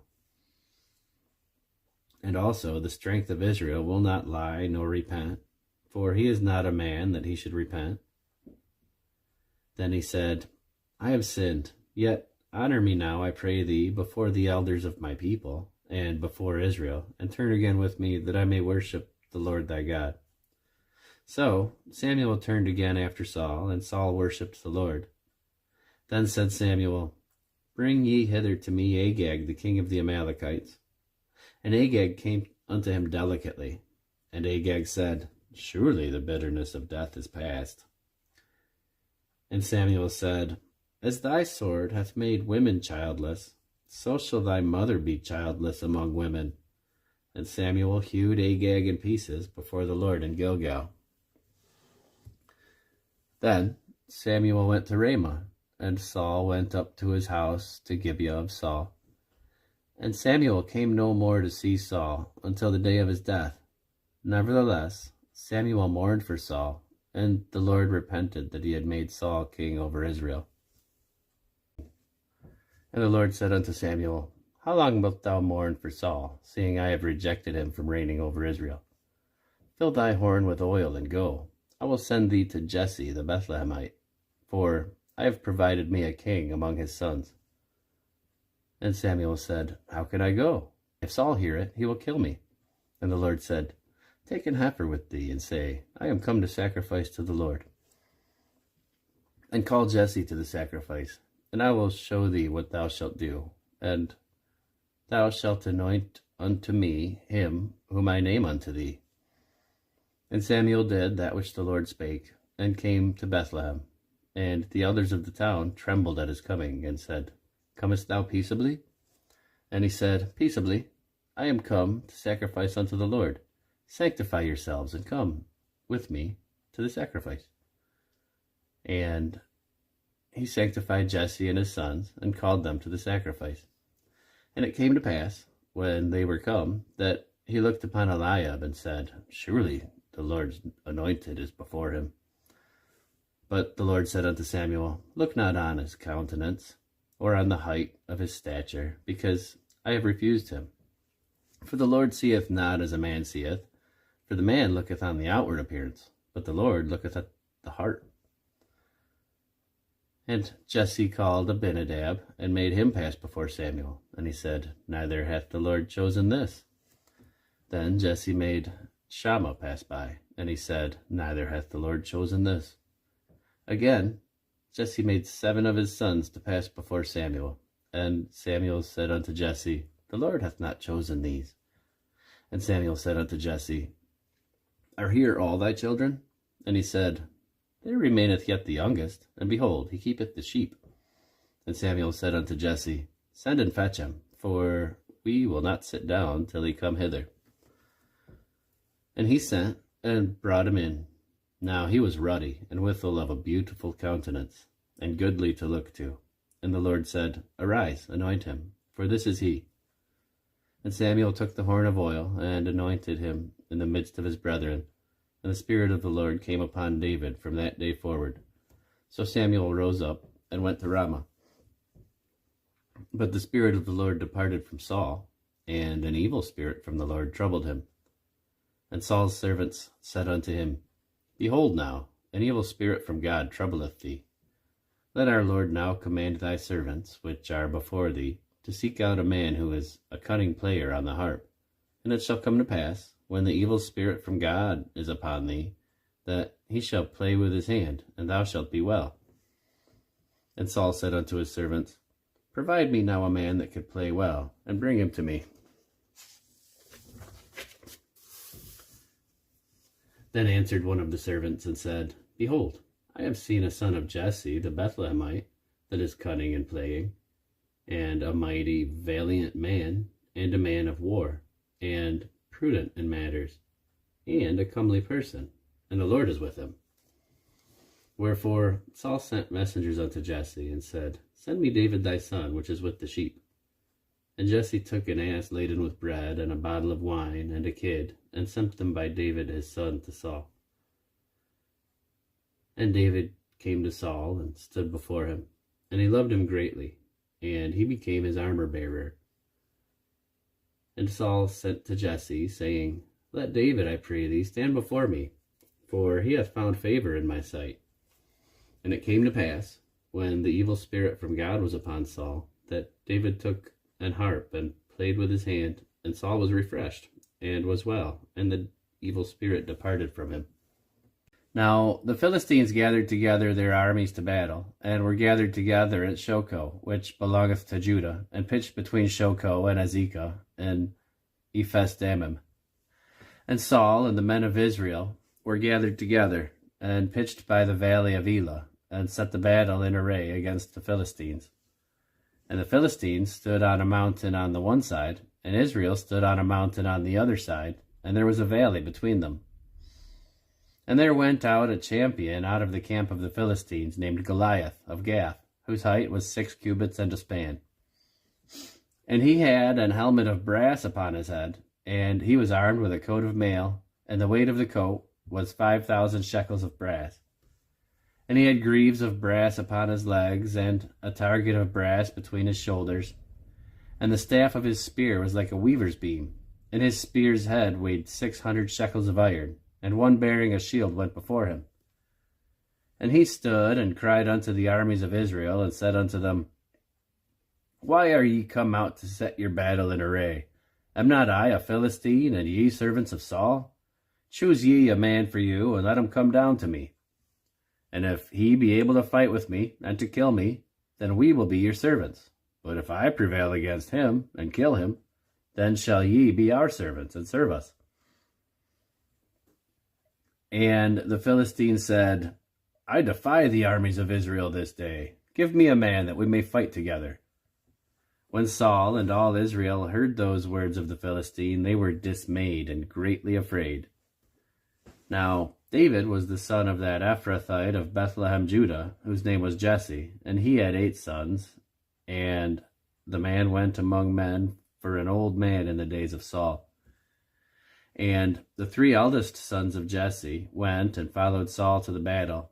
And the names of his 3 sons that went to the battle were Eliab the firstborn, and next unto him Aminadab, and the third Shammah. And David was the youngest, and the 3 followed Saul. But David went and returned from Saul to feed his father's sheep at Bethlehem. And the Philistine drew near morning and evening, and presented himself 40 days. And Jesse said unto David his son, Take now for thy brethren an ephah of this parched corn, and these 10 loaves, and run to the camp of thy brethren, and carry these 10 cheeses unto the captain of their 1,000, and look how thy brethren fare, and take their pledge. Now Saul, and they, and all the men of Israel, were in the valley of Elah, fighting with the Philistines. And David rose up early in the morning, and left the sheep with a keeper, and took and went, as Jesse had commanded him. And he came to the trench, as the host was going forth to the fight, and shouted for the battle. For Israel and the Philistines had put the battle in array, army against army. And David left his carriage in the hand of the keeper of the carriage, and ran into the army, and came and saluted his brethren. And as he talked with them, behold, there came up the champion, the Philistine of Gath, Goliath by name, out of the armies of the Philistines, and spake according to the same words. And David heard them. And all the men of Israel, when they saw the man, fled from him, and were sore afraid. And the men of Israel said, Have ye seen this man that is come up? Surely to defy Israel is he come up. And it shall be that the man who killeth him, the king will enrich him with great riches, and will give him his daughter, and make his father's house free in Israel. And David spake to the men that stood by him, saying, What shall be done to the man that killeth this Philistine, and taketh away the reproach from Israel? For who is this uncircumcised Philistine, that he should defy the armies of the living God? And the people answered him after this manner, saying, So shall it be done to the man that killeth him. And Eliab his eldest brother heard when he spake unto the men. And Eliab's anger was kindled against David, and he said, Why camest thou down hither? And with whom hast thou left those few sheep in the wilderness? I know thy pride and the naughtiness of thine heart, for thou art come down that thou mightest see the battle.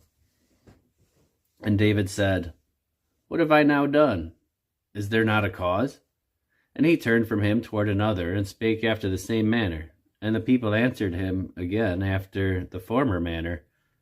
And when the words were heard which David spoke, they rehearsed them before Saul, and he sent for him. And David said to Saul, Let no man's heart fail because of him. Thy servant will go and fight with this Philistine. And Saul said unto David, Thou art not able to go against this Philistine to fight with him, for thou art but a youth, and he a man of war from his youth.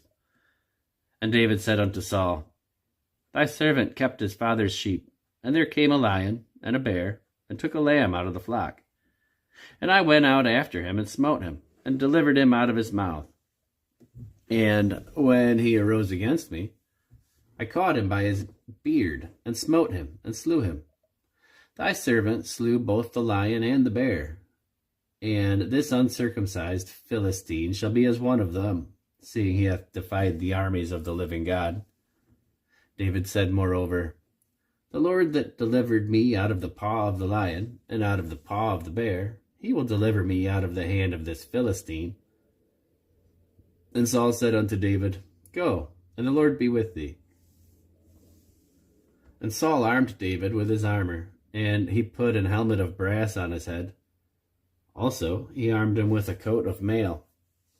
And David girded his sword upon his armor, and he essayed to go, for he had not proved it. And David said unto Saul, I cannot go with these, for I have not proved them. And David put them off him.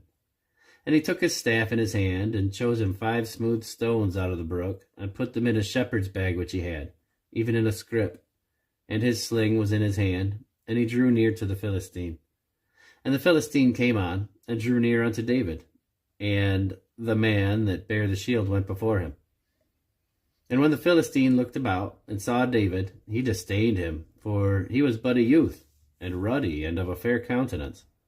And the Philistine said unto David, Am I a dog that thou comest to me with staves?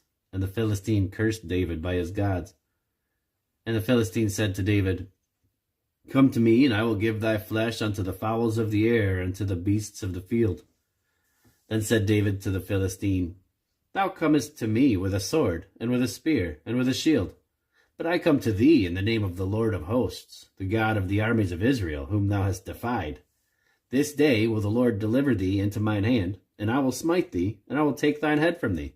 And I will give the carcasses of the host of the Philistines this day unto the fowls of the air, and to the wild beasts of the earth, that all the earth may know that there is a God in Israel. And all this assembly shall know that the Lord saveth not with the sword and spear, for the battle is the Lord's, and he will give you into our hands. And it came to pass, when the Philistine arose, and came and drew nigh to meet David, that David hasted, and ran toward the army to meet the Philistine. And David put his hand in his bag, and took thence a stone, and slang it, and smote the Philistine in his forehead, that the stone sunk into his forehead, and he fell upon his face to the earth. So David prevailed over the Philistine with a sling and with a stone, and smote the Philistine, and slew him. But there was no sword in the hand of David. Therefore David ran and stood upon the Philistine, and took his sword, and drew it out of the sheath thereof, and slew him, and cut off his head therewith.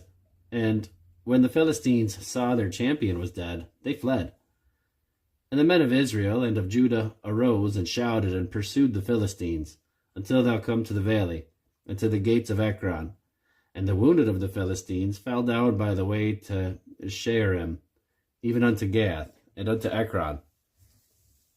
And the children of Israel returned from chasing after the Philistines, and they spoiled their tents. And David took the head of the Philistine, and brought it to Jerusalem, but he put his armor in his tent.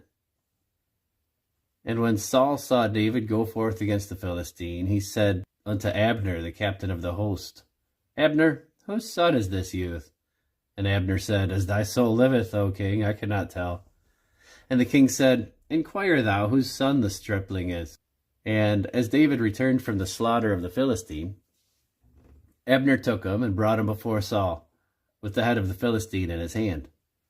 And Saul said to him, Whose son art thou, thou young man? And David answered, I am the son of thy servant Jesse, the Bethlehemite.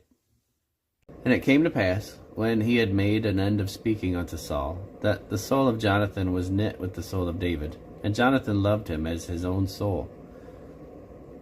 And Saul took him that day, and would let him go no more home to his father's house. Then Jonathan and David made a covenant, because he loved him as his own soul. And Jonathan stripped himself of the robe that was upon him, and gave it to David, and his garments, even to his sword, and to his bow, and to his girdle. And David went out whithersoever Saul sent him, and behaved himself wisely. And Saul set him over the men of war, and he was accepted in the sight of all the people, and also in the sight of Saul's servants. And it came to pass, as they came, when David was returned from the slaughter of the Philistine, that the women came out of all the cities of Israel, singing and dancing, to meet King Saul with tabrets, with joy, and with instruments of music. And the women answered one another as they played, and said, Saul hath slain his thousands, and David his 10,000s. And Saul was very wroth, and the saying displeased him. And he said, They have ascribed unto David 10,000s, and to me they have ascribed but thousands. And what can he have more but the kingdom? And Saul eyed David from that day forward. And it came to pass on the morrow, that the evil spirit from God came upon Saul, and he prophesied in the midst of the house. And David played with his hand, as at other times, and there was a javelin in Saul's hand.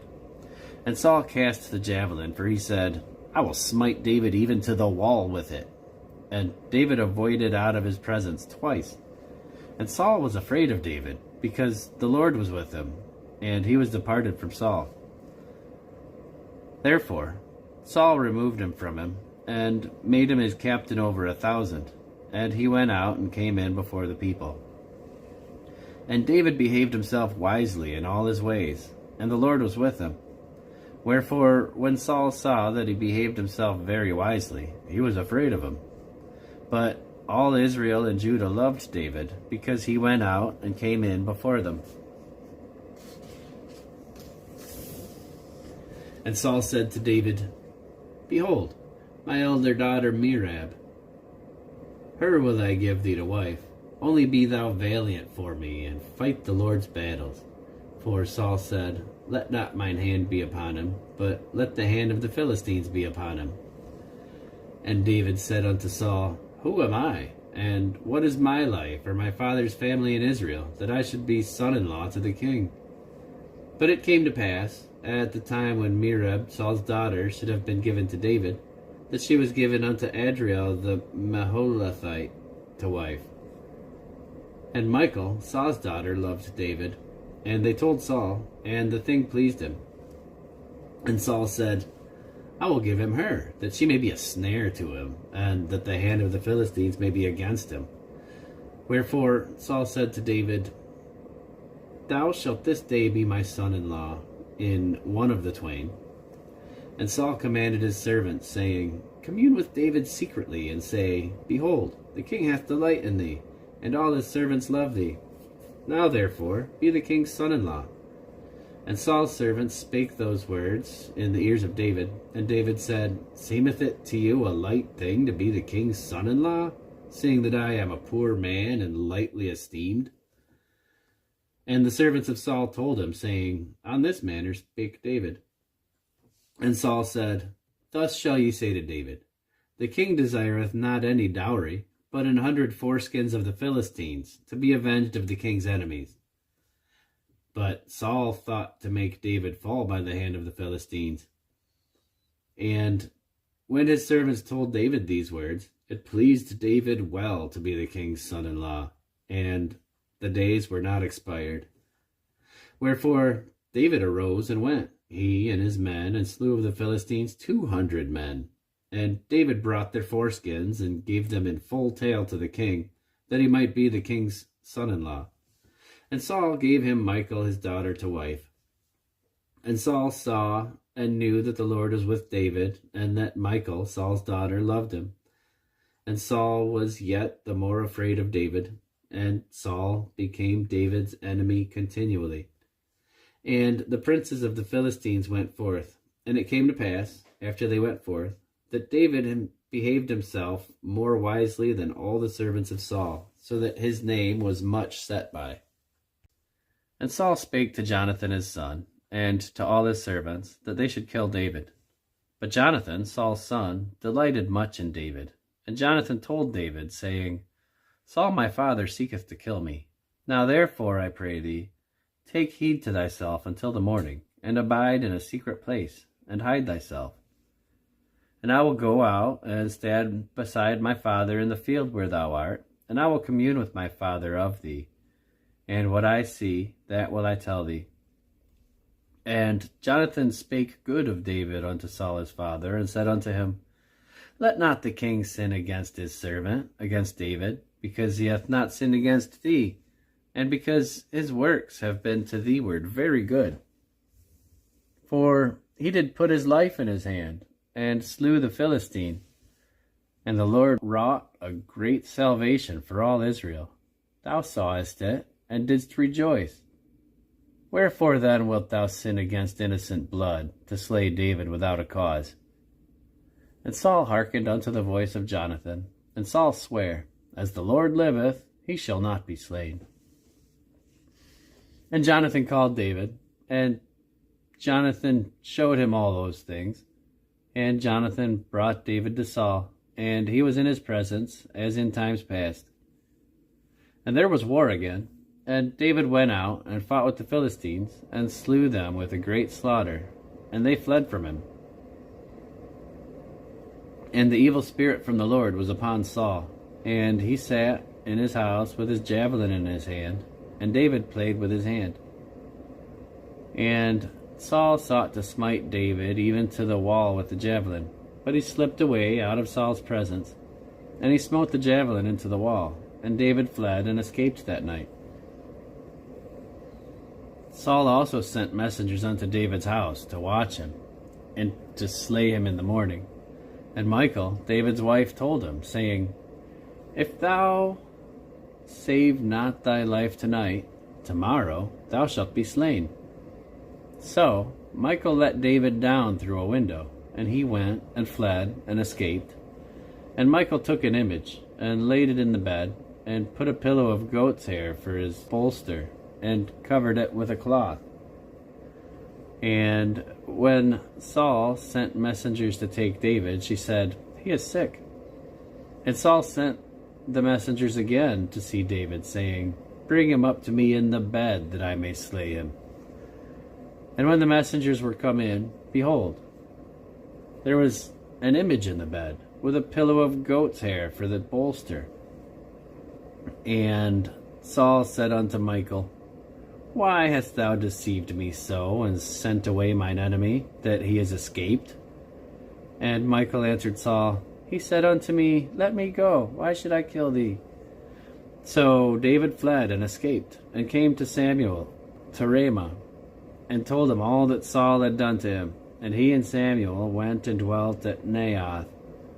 And it was told Saul, saying, Behold, David is at Naioth in Ramah. And Saul sent messengers to take David. And when they saw the company of the prophets prophesying, and Samuel standing as one appointed over them, the Spirit of God was upon the messengers of Saul, and they also prophesied. And when it was told Saul, he sent other messengers, and they prophesied likewise. And Saul sent messengers again the third time, and they prophesied also. Then went he also to Ramah, and came to a great well that is in Seku. And he asked and said, Where are Samuel and David? And one said, Behold, they be at Naioth and Ramah. And he went thither to Naioth and Ramah, and the Spirit of God was upon him also. And he went on and prophesied until he came to Naioth and Ramah. And he stripped off his clothes also, and prophesied before Samuel in like manner, and lay down naked all that day and all that night. Wherefore they say, Is Saul also among the prophets? And David fled from Naioth to Ramah, and came and said before Jonathan, What have I done? What is mine iniquity? And what is my sin before thy father, that he seeketh my life? And he said unto him, God forbid, thou shalt not die. Behold, my father will do nothing either great or small, but that he will show it me. And why should my father hide this thing from me? It is not so. And David sware moreover, and said, Thy father certainly knoweth that I have found grace in thine eyes. And he saith, Let not Jonathan know this, lest he be grieved. But truly, as the Lord liveth, and as thy soul liveth, there is but a step between me and death. Then said Jonathan unto David, Whatsoever thy soul desireth, I will even do it for thee. And David said unto Jonathan, Behold, tomorrow is the new moon, and I should not fail to sit with the king at meat. But let me go, that I may hide myself in the field unto the third day at even. If thy father at all miss me, then say, David earnestly asked leave of me that he might run to Bethlehem, his city, for there is a yearly sacrifice there for all of the family. If he say thus, It is well, thy servant shall have peace. But if he be very wroth, then be sure that evil is determined by him. Therefore thou shalt deal kindly with thy servant, for thou hast brought thy servant into a covenant of the Lord with thee. Notwithstanding, if there be in me iniquity, slay me thyself, for why shouldest thou bring me to thy father? And Jonathan said, Far be it from thee, for if I knew certainly that evil were determined by my father to come upon thee, then would not I tell it thee? Then said David to Jonathan, Who shall tell me? Or what if thy father answer thee roughly? And Jonathan said unto David, Come, and let us go out into the field. And they went out, both of them, into the field. And Jonathan said unto David, O Lord God of Israel, when I have sounded my father about tomorrow, any time, or the third day, and behold, if there be good toward David, and I then send not unto thee, and show it thee, the Lord do so much and more to Jonathan. But if it please my father to do thee evil, then I will show it thee, and send thee away, that thou mayest go in peace. And the Lord be with thee, as he hath been with my father. And thou shalt not only while yet I live show me the kindness of the Lord, that I die not, but also thou shalt not cut off thy kindness from my house forever. No, not when the Lord hath cut off all the enemies of David, every one of them from the face of the earth. So Jonathan made a covenant with the house of David, saying, Let the Lord even require it at the hand of David's enemies. And Jonathan caused David to swear again, because he loved him, for he loved him as he loved his own soul. Then Jonathan said to David, Tomorrow is the new moon, and thou shalt be missed, because thy seat will be empty. And when thou hast stayed 3 days, Then thou shalt go down quickly, and come to the place where thou didst hide thyself when the business was in hand, and shalt remain by the stone Ezel. And I will shoot 3 arrows on the side thereof, as though I shot at a mark. And behold, I will send a lad, saying, Go, find out the arrows. If I expressly say unto the lad, Behold, the arrows are on this side of thee, take them, then come thou. For there is peace to thee, and no hurt, as the Lord liveth. But if I say thus unto the young man, Behold, the arrows are beyond thee, go thy way, for the Lord hath sent thee away. And as touching the matter which thou and I have spoken of, behold, the Lord be between thee and me forever. So David hid himself in the field, and when the new moon was come, the king sat him down to eat meat. And the king sat upon his seat, as at other times, even upon a seat by the wall. And Jonathan arose, and Abner sat by Saul's side, and David's place was empty. Nevertheless, Saul spake not anything that day, for he thought, Something hath befallen him. He is not clean. Surely he is not clean. And it came to pass on the morrow, which was the 2nd day of the month, that David's place was empty. And Saul said unto Jonathan his son, Wherefore cometh not the son of Jesse to meat, neither yesterday nor today? And Jonathan answered Saul, David earnestly asked leave of me to go to Bethlehem. And he said, Let me go, I pray thee, for our family hath a sacrifice in the city, and my brother, he hath commanded me to be there. And now, if I have found favor in thine eyes, let me get away, I pray thee, and see my brethren. Therefore he cometh not unto the king's table. Then Saul's anger was kindled against Jonathan, and he said unto him, Thou son of a perverse, rebellious woman, do not I know that thou hast chosen the son of Jesse to thine own confusion, and unto the confusion of thy mother's nakedness? For as long as the son of Jesse liveth upon the ground, thou shalt not be established, nor thy kingdom. Wherefore now send and fetch him unto me, for he shall surely die. And Jonathan answered Saul his father, and said unto him, Wherefore shall he be slain? What hath he done? And Saul cast a javelin at him to smite him, whereby Jonathan knew that it was determined of his father to slay David. So Jonathan arose from the table in fierce anger, and did eat no meat the 2nd day of the month, for he was grieved for David, because his father had done him shame. And it came to pass in the morning that Jonathan went out into the field at the time appointed with David, and a little lad with him. And he said unto his lad, Run, find out now the arrows which I shoot. And as the lad ran, he shot an arrow beyond him. And when the lad was come to the place of the arrow which Jonathan had shot, Jonathan cried after the lad, and said, Is not the arrow beyond thee? And Jonathan cried after the lad, Make speed. Haste, stay not. And Jonathan's lad gathered up the arrows, and came to his master. But the lad knew not anything, only Jonathan and David knew the matter. And Jonathan gave his artillery unto his lad, and said unto him, Go, carry them to the city. And as soon as the lad was gone, David arose out of a place toward the south, and fell on his face to the ground, and bowed himself 3 times. And they kissed each other, and wept one with another, until David exceeded. And Jonathan said to David, Go in peace, forasmuch as we have sworn both of us in the name of the Lord, saying, The Lord be between me and thee, and between my seed and thy seed forever. And he arose and departed, and Jonathan went into the city. Then came David to Nob, to Ahimelech the priest. And Ahimelech was afraid at the meeting of David, and said unto him, Why art thou alone, and no man with thee? And David said unto Ahimelech the priest, The king hath commanded me a business, and hath said unto me, Let no man know anything of the business whereabout I send thee, and what I have commanded thee. And I have appointed my servants to such and such a place. Now therefore, what is under thine hand?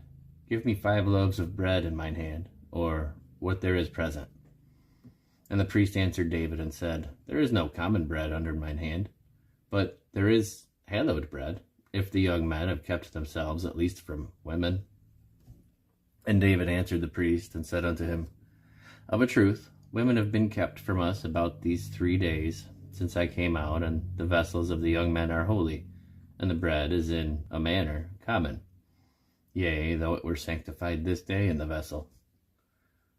So the priest gave him hallowed bread, for there was no bread there but the showbread that was taken from before the Lord, to put hot bread in the day when it was taken away. Now a certain man of the servants of Saul was there that day, detained before the Lord, and his name was Doeg, an Edomite, the chiefest of the herdmen that belonged to Saul. And David said unto Ahimelech, And is there not here under thine hand spear or sword? For I have neither brought my sword nor my weapons with me, because the king's business required haste. And the priest said, The sword of Goliath the Philistine, whom thou slewest in the valley of Elah, behold, it is here, wrapped in a cloth behind the ephod. If thou wilt take that, take it, for there is no other save that here. And David said, There is none like that. Give it to me. And David arose and fled that day for fear of Saul, and went to Achish the king of Gath. And the servants of Achish said unto him, Is not this David the king of the land?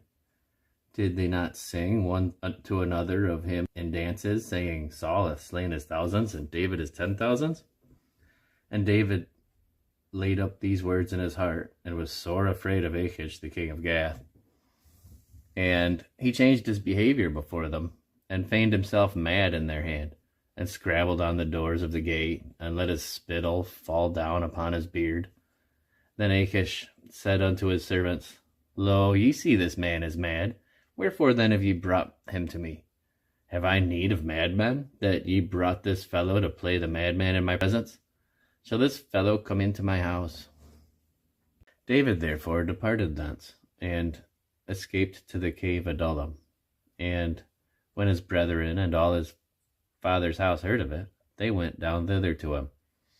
And every one that was in distress, and every one that was in debt, and every one that was discontented, gathered themselves unto him. And he became captain over them, and there were with him about 400 men. And David went thence to Mizpah of Moab. And he said unto the king of Moab, Let my father and my mother, I pray thee, come forth, and be with you, till I know what God will do for me. And he brought them before the king of Moab, and they dwelt with him all the while that David was in the hold. And the prophet Gad said unto David, Abide not in the hold, depart, and get thee into the land of Judah. Then David departed, and came into the forest of Hereth. Then Saul heard that David was discovered, and the men that were with him. Now Saul abode in Gibeah, under a tree in Ramah, having his spear in his hand, and all his servants were standing about him. Then Saul said unto his servants that stood about him, Hear now, ye Benjamites, will the son of Jesse give every one of you fields and vineyards, and make you all captains of thousands and captains of hundreds, that all of you have conspired against me? And there is none that showeth me that my son hath made a league with the son of Jesse? And there is none of you that is sorry for me, or showeth unto me that my son hath stirred up my servant against me, to lie in wait, as at this day? Then answered Doeg the Edomite, which was set over the servants of Saul, and said, I saw the son of Jesse coming to Nob, to Ahimelech the son of Ahitub, and he inquired of the Lord for him, and gave him victuals, and gave him the sword of Goliath the Philistine. Then the king sent to call Ahimelech the priest, the son of Ahitub, and all his father's house, the priests that were in Nob, and they came all of them to the king. And Saul said, Hear now, thou son of Ahitub. And he answered, Here I am, my lord. And Saul said unto him, Why have ye conspired against me, thou and the son of Jesse, in that thou hast given him bread and a sword, and hast inquired of God for him, that he should rise against me, to lie in wait, as at this day? Then Ahimelech answered the king, and said, And who is so faithful among all thy servants as David, which is the king's son-in-law, and goeth at thy bidding, and is honorable in thine house. Did I then begin to inquire of God for him? Be it far from me. Let not the king impute anything unto his servant, nor to all the house of my father, for thy servant knew nothing of all this, less or more. And the king said, Thou shalt surely die, Ahimelech, thou and all thy father's house. And the king said unto the footmen that stood about him, Turn, and slay the priests of the Lord, because their hand also is with David, and because they knew when he fled, and did not show it to me. But the servants of the king would not put forth their hand to fall upon the priests of the Lord. And the king said to Doeg, Turn thou, and fall upon the priests. And Doeg the Edomite turned, and he fell upon the priests, and slew that day 75 persons that did wear a linen ephod. And Nob, the city of the priests, smote he with the edge of the sword, both men and women, children and sucklings, and oxen and asses and sheep, with the edge of the sword. And one of the sons of Ahimelech, the son of Ahitub, named Abiathar, escaped and fled after David.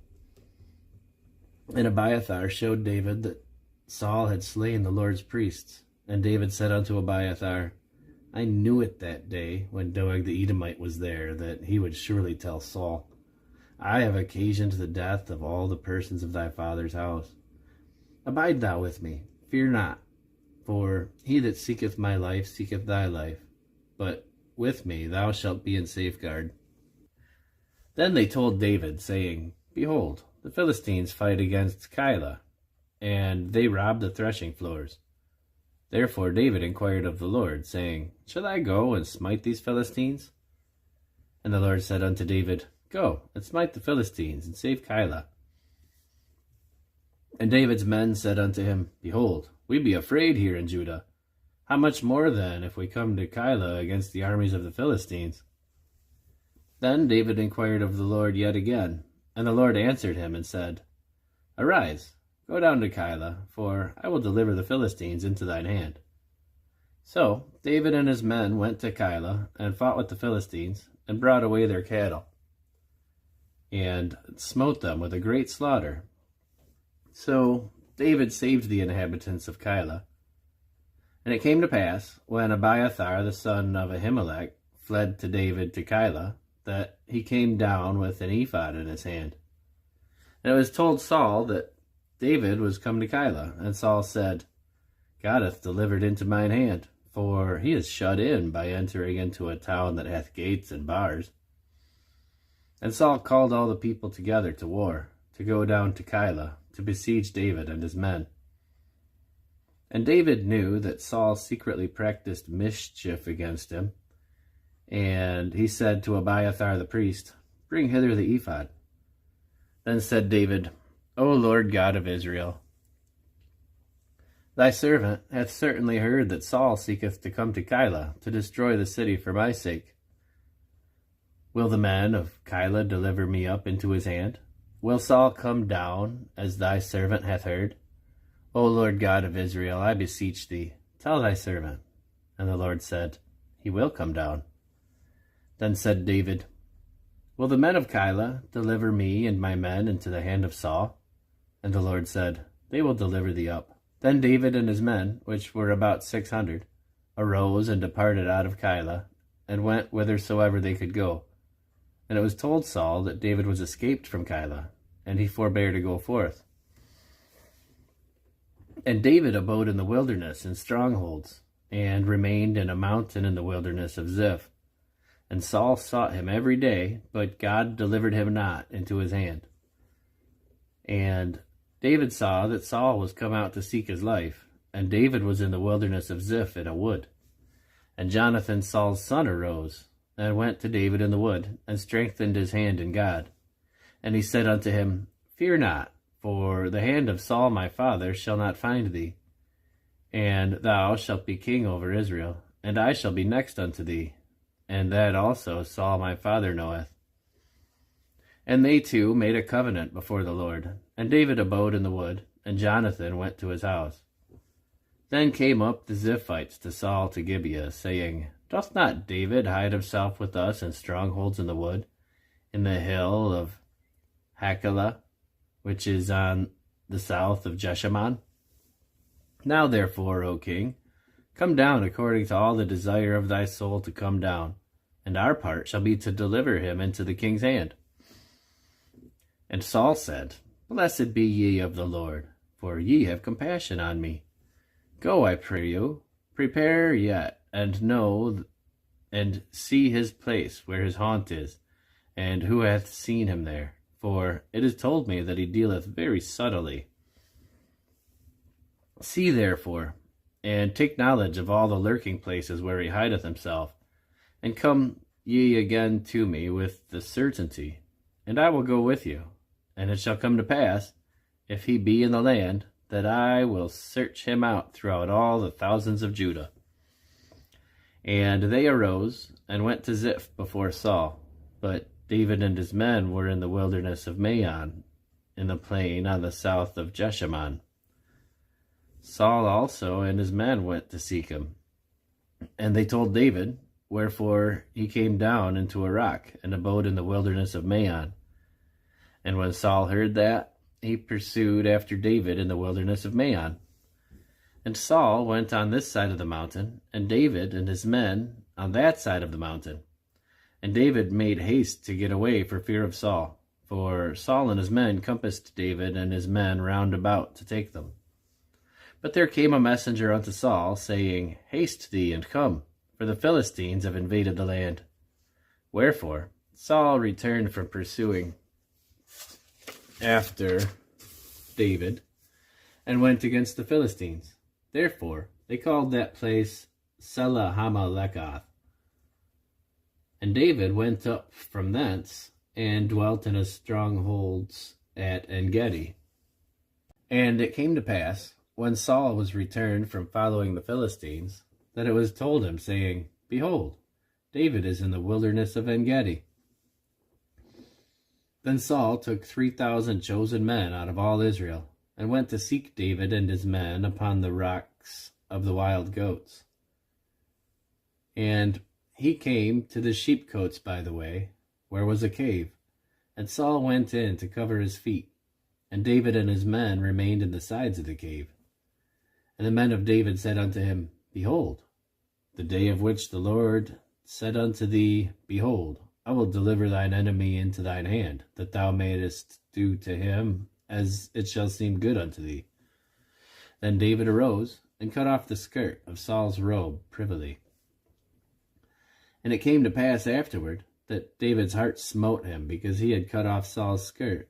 And he said unto his men, The Lord forbid that I should do this thing unto my master, the Lord's anointed, to stretch forth mine hand against him, seeing he is the anointed of the Lord. So David stayed his servants with these words, and suffered them not to rise against Saul. But Saul rose up out of the cave, and went on his way. David also arose afterward, and went out of the cave, and cried after Saul, saying, My lord the king. And when Saul looked behind him, David stooped with his face to the earth, and bowed himself.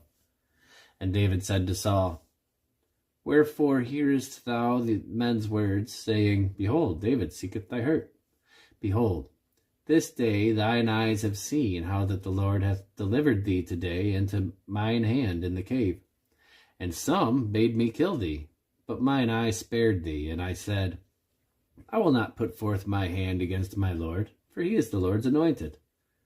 Moreover, my father, see the skirt of thy robe in my hand, for in that I cut off the skirt of thy robe, and killed thee not, know thou and see that there is neither evil nor transgression in mine hand, that I have not sinned against thee, yet thou huntest my soul to take it.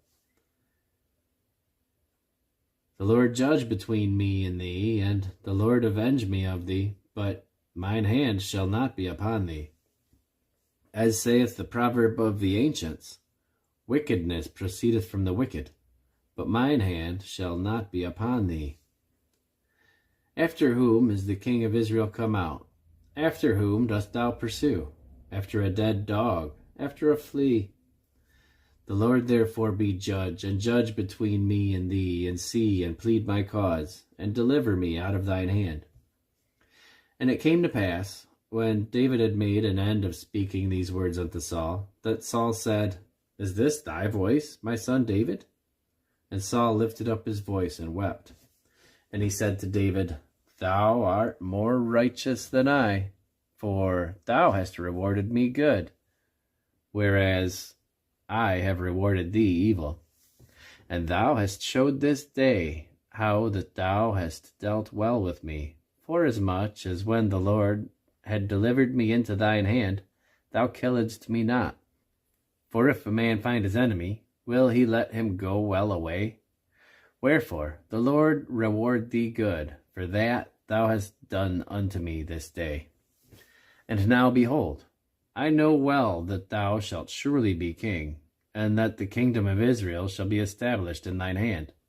Swear now therefore unto me by the Lord, that thou wilt not cut off my seed after me, and that thou wilt not destroy my name out of my father's house. And David sware unto Saul, and Saul went home, but David and his men gat them up into the hold. And Samuel died, and all the Israelites were gathered together, and lamented him, and buried him in his house at Ramah. And David arose, and went down to the wilderness of Paran. And there was a man in Maon, whose possessions were in Carmel, and the man was very great. And he had 3,000 sheep, and 1,000 goats, and he was shearing his sheep in Carmel. Now the name of the man was Nabal, and the name of his wife Abigail. And she was a woman of good understanding, and of a beautiful countenance. But the man was churlish and evil in his doings, and he was of the house of Caleb. And David heard in the wilderness that Nabal did shear his sheep. And David sent out 10 young men. And David said unto the young men, Get you up to Carmel, and go to Nabal, and greet him in my name. Thus shall ye say to him that liveth in prosperity, Peace be both to thee, and peace be to thine house, and peace be unto all that thou hast. And now I have heard that thou hast shearers. Now thy shepherds which were with us, we hurt them not, neither was there aught missing unto them, all the while they were in Carmel. Ask thy young men, and they will show thee. Wherefore let the young men find favor in thine eyes, for we come in a good day. Give, I pray thee, whatsoever cometh to thine hand unto thy servants, and to thy son David. And when David's young men came, they spake to Nabal according to all the words in the name of David, and ceased. And Nabal answered David's servants and said, Who is David?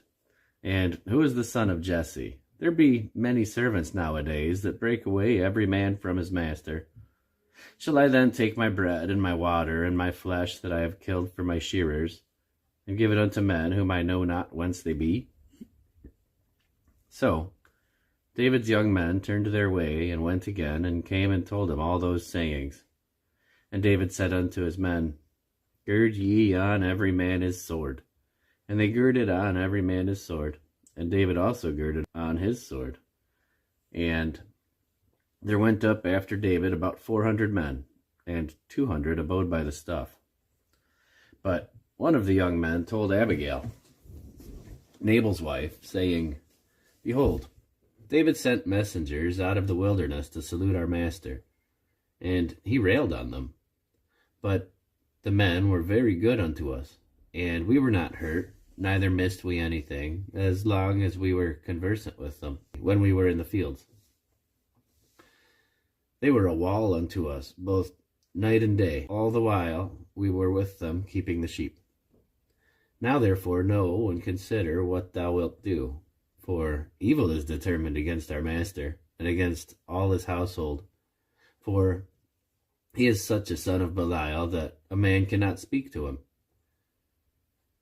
Then Abigail made haste, and took 200 loaves, and 2 bottles of wine, and 5 sheep ready dressed, and 5 measures of parched corn, and 100 clusters of raisins, and 200 cakes of figs, and laid them on asses. And she said unto her servants, Go on before me. Behold, I come after you. But she told not her husband Nabal. And it was so, as she rode on the ass, that she came down by the covert of the hill, and behold, David and his men came down against her, and she met them. Now David had said, Surely in vain have I kept all that this fellow hath in the wilderness, so that nothing was missed of all that pertained unto him, and he hath requited me evil for good. So and more also do God unto the enemies of David, if I leave of all that pertain to him by the morning light, any that pisseth against the wall. And when Abigail saw David, she hasted, and lighted off the ass, and fell before David on her face, and bowed herself to the ground, and fell at his feet, and said, Upon me, my lord, upon me let this iniquity be. And let thine handmaid, I pray thee, speak in thine audience, and hear the words of thine handmaid.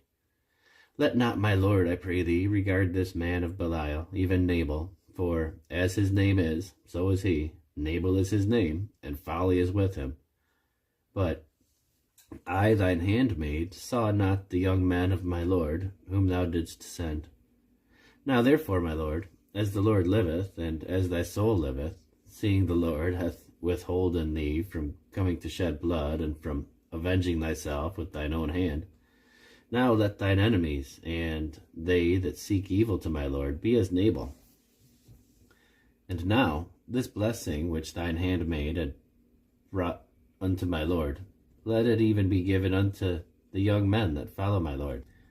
I pray thee, forgive the trespass of thine handmaid, for the Lord will certainly make my lord a sure house. Because my lord fighteth the battles of the Lord, and evil hath not been found in thee all thy days. Yet a man is risen to pursue thee, and to seek thy soul, but the soul of my lord shall be bound in a bundle of life with the Lord thy God. And the souls of thine enemies, them shall he sling out, as out of the middle of a sling. And it shall come to pass, when the Lord shall have done to my lord, according to all the good that he hath spoken concerning thee, and shall have appointed thee ruler over Israel, that this shall be no grief unto thee, nor offense of heart unto my lord, either that thou hast shed blood causeless, or that my lord hath avenged himself. But when the Lord shall have dealt well with my lord, then remember thine handmaid. And David said unto Abigail, Blessed be the Lord God of Israel, which sent thee this day to me. And blessed be thy advice. And blessed be thou, which hast kept me this day from coming to shed blood, and from avenging myself with mine own hand. For in very deed, as the Lord God of Israel liveth, which hath kept me back from hurting thee, except thou hast hasted and come to meet me, surely there had not been left unto Nabal by the morning light any that pisseth against the wall. So David received of her hand that which she had brought him, and said unto her, Go up in peace to thine house. See, I have hearkened to thy voice, and have accepted thy person. And Abigail came to Nabal, and behold, he had a feast in his house, like the feast of a king, and Nabal's heart was merry within him, and he was very drunken. Wherefore she told him nothing, less or more, until the morning light. But it came to pass in the morning, when the wine was gone out of Nabal, and his wife had told him these things, that his heart died within him, and he became as a stone. And it came to pass about 10 days after, that the Lord smote Nabal, that he died. And when David heard that Nabal was dead, he said, Blessed be the Lord that hath pleaded the cause of my reproach from the hand of Nabal, and hath kept his servant from evil. For the Lord hath returned the wickedness of Nabal upon his own head. And David sent and communed with Abigail to take her to him to wife. And when the servants of David were come to Abigail to Carmel, they spake unto her, saying, David sent us unto thee, to take thee to him to wife. And she arose, and bowed herself on her face to the earth, and said, Behold, let thine handmaid be a servant, to wash the feet of the servants of my lord. And Abigail hasted, and arose, and rode upon an ass, with 5 damsels of hers that went after her, and she went after the messengers of David, and became his wife. David also took Ahinoam of Jezreel, and they were also both of them his wives. But Saul had given Michal his daughter, David's wife, to Phalti, the son of Laish, which was in Gallup. And the Ziphites came unto Saul to Gibeah, saying, Doth not David hide himself in the hill of Hachilah, which is before Jeshimon? Then Saul arose and went to the wilderness of Ziph, having 3,000 chosen men of Israel with him, to seek David in the wilderness of Ziph. And Saul pitched in the hill by Hachilah, which is before Jeshimon by the way. But David abode in the wilderness, and he saw that Saul was come after him into the wilderness. David therefore sent out spies, and understood that Saul was come in very deed. And David arose, and came to the place where Saul had pitched. And David beheld the place where Saul lay, and Abner the son of Ner, the captain of his host, and Saul lay in the trench, and the people pitched round about him. Then answered David, and said to Ahimelech the Hittite, and to Abishai the son of Zeruiah, brother to Joab, saying, Who will go down with me to Saul to the camp? And Abishai said, I will go down with thee.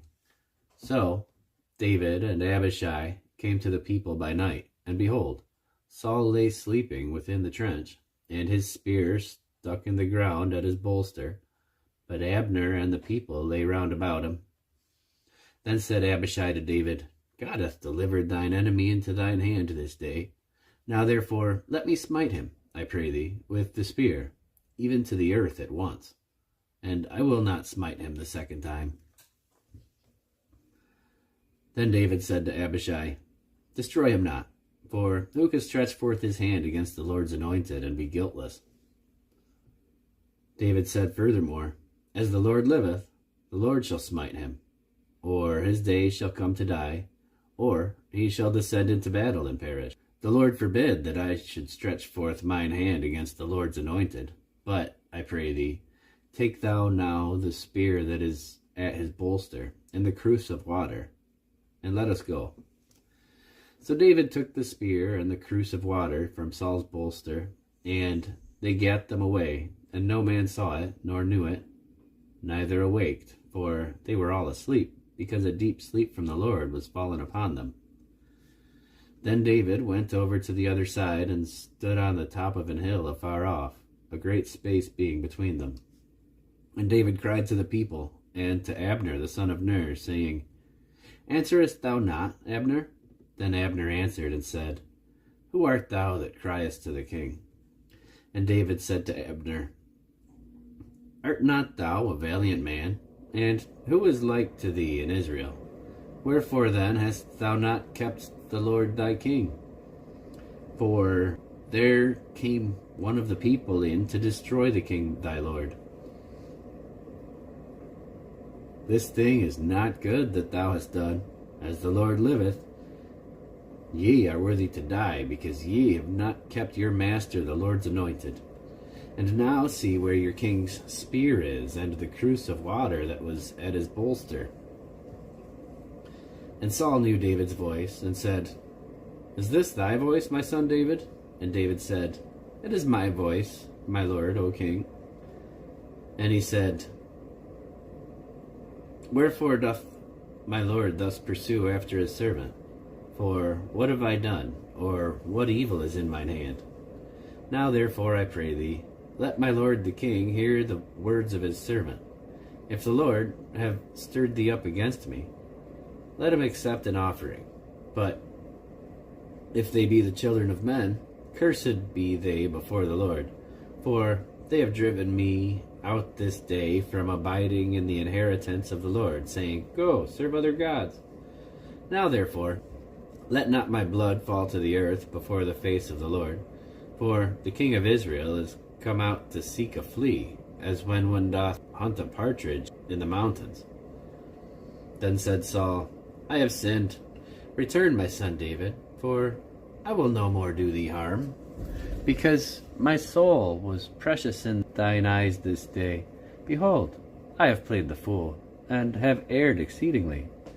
And David answered and said, Behold the king's spear, and let one of the young men come over and fetch it. The Lord render to every man his righteousness and his faithfulness, for the Lord delivered thee into my hand today. But I would not stretch forth mine hand against the Lord's anointed. And behold, as thy life was much set by this day in mine eyes, so that my life be much set by in thine eyes of the Lord, and let him deliver me out of all tribulation. Then Saul said to David, Blessed be thou, my son David. Thou shalt both do great things, and also shalt still prevail. So David went on his way, and Saul returned to his place. And David said in his heart, I shall now perish one day by the hand of Saul. There is nothing better for me than that I should speedily escape into the land of the Philistines, and Saul shall despair of me to seek after me any more in the coast of Israel. So shall I escape out of his hand. And David arose, and he passed over with the 600 men that were with him unto Achish, the son of Maoch, king of Gath. And David dwelt with Achish at Gath, he and his men, every man with his household, even David with his 2 wives, Ahinoam the Jezreelite, and Abigail the Carmelitess, Nabal's wife. And it was told Saul that David was fled to Gath, and he sought no more again for him. And David said unto Achish, If I have now found grace in thine eyes, let them give me a place in some town in the country, that I may dwell there. For why should thy servant dwell in the royal city with thee? Then Achish gave him Ziklag that day, wherefore Ziklag pertaineth unto the kings of Judah unto this day. And the time that David dwelt in the country of the Philistines was a full year and 4 months. And David and his men went up and invaded the Geshurites and the Girzites and the Amalekites, for those nations were of old the inhabitants of the land, as thou goest to Shur, even unto the land of Egypt. And David smote the land, and left neither man nor woman alive, and took away the sheep and the oxen and the asses and the camels and the apparel, and returned and came to Achish. And Achish said, Whither have ye made a road today? And David said, Against the south of Judah, and against the south of the Jerahmeelites, and against the south of the Kenites. And David saved neither man nor woman alive, to bear tidings to Gath, saying, Lest they should tell on us, saying, So did David, and so wilt be his manner all the while he dwelleth in the country of the Philistines. And Achish believed David, saying, He hath made his people Israel utterly to abhor him. Therefore he shall be my servant forever. And it came to pass in those days that the Philistines gathered their armies together for warfare, to fight with Israel. And Achish said unto David, Know thee assuredly that thou shalt go out with me to battle, thou and thy men. And David said to Achish, Surely thou shalt know what thy servant can do. And Achish said to David, Therefore will I make thee the keeper of mine head forever. Now Samuel was dead, and all Israel had lamented him, and buried him in Ramah, even in his own city. And Saul had put away those that had familiar spirits, and the wizards, out of the land. And the Philistines gathered themselves together, and came and pitched in Shunem. And Saul gathered all Israel together, and they pitched in Gilboa. And Saul saw the host of the Philistines, and he was afraid, and his heart greatly trembled. And when Saul inquired of the Lord answered him not, neither by dreams, nor by Urim, nor by prophets. Then said Saul unto his servants, Seek me a woman that hath a familiar spirit, that I may go to her and inquire of her. And his servant said unto him, Behold, there is a woman that hath a familiar spirit at Endor. And Saul disguised himself, and put on other raiment. And he went, and 2 men with him. And they came to the woman by night. And he said, I pray thee, divine unto me by the familiar spirit, and bring me him up, whom I shall name unto thee. And the woman said unto him, Behold, thou knowest what Saul hath done, how he hath cut off those that have familiar spirits and the wizards out of the land. Wherefore then layest thou a snare for my life, to cause me to die? And Saul sware to her by the Lord, saying, As the Lord liveth, there shall no punishment happen to thee for this thing.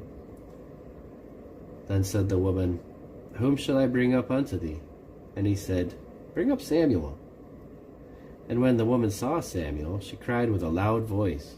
And the woman spake to Saul, saying, Why hast thou deceived me? For thou art Saul.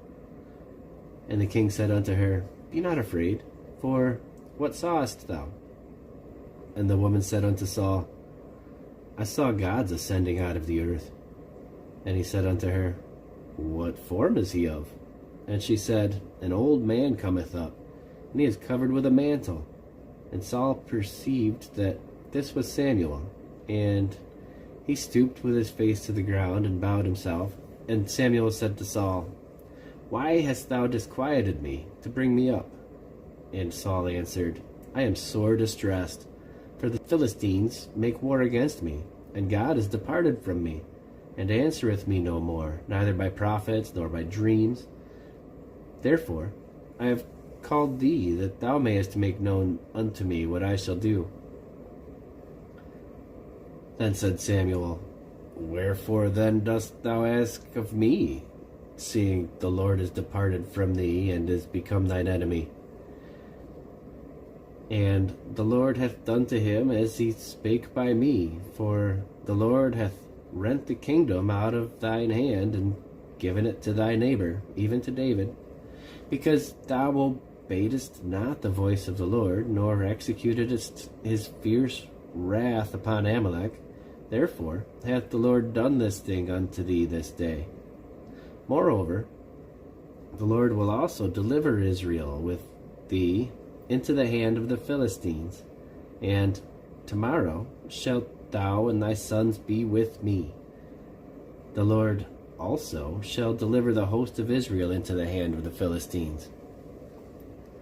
Then Saul fell straightway all along on the earth, and was sore afraid because of the words of Samuel. And there was no strength in him, for he had eaten no bread all the day nor all the night.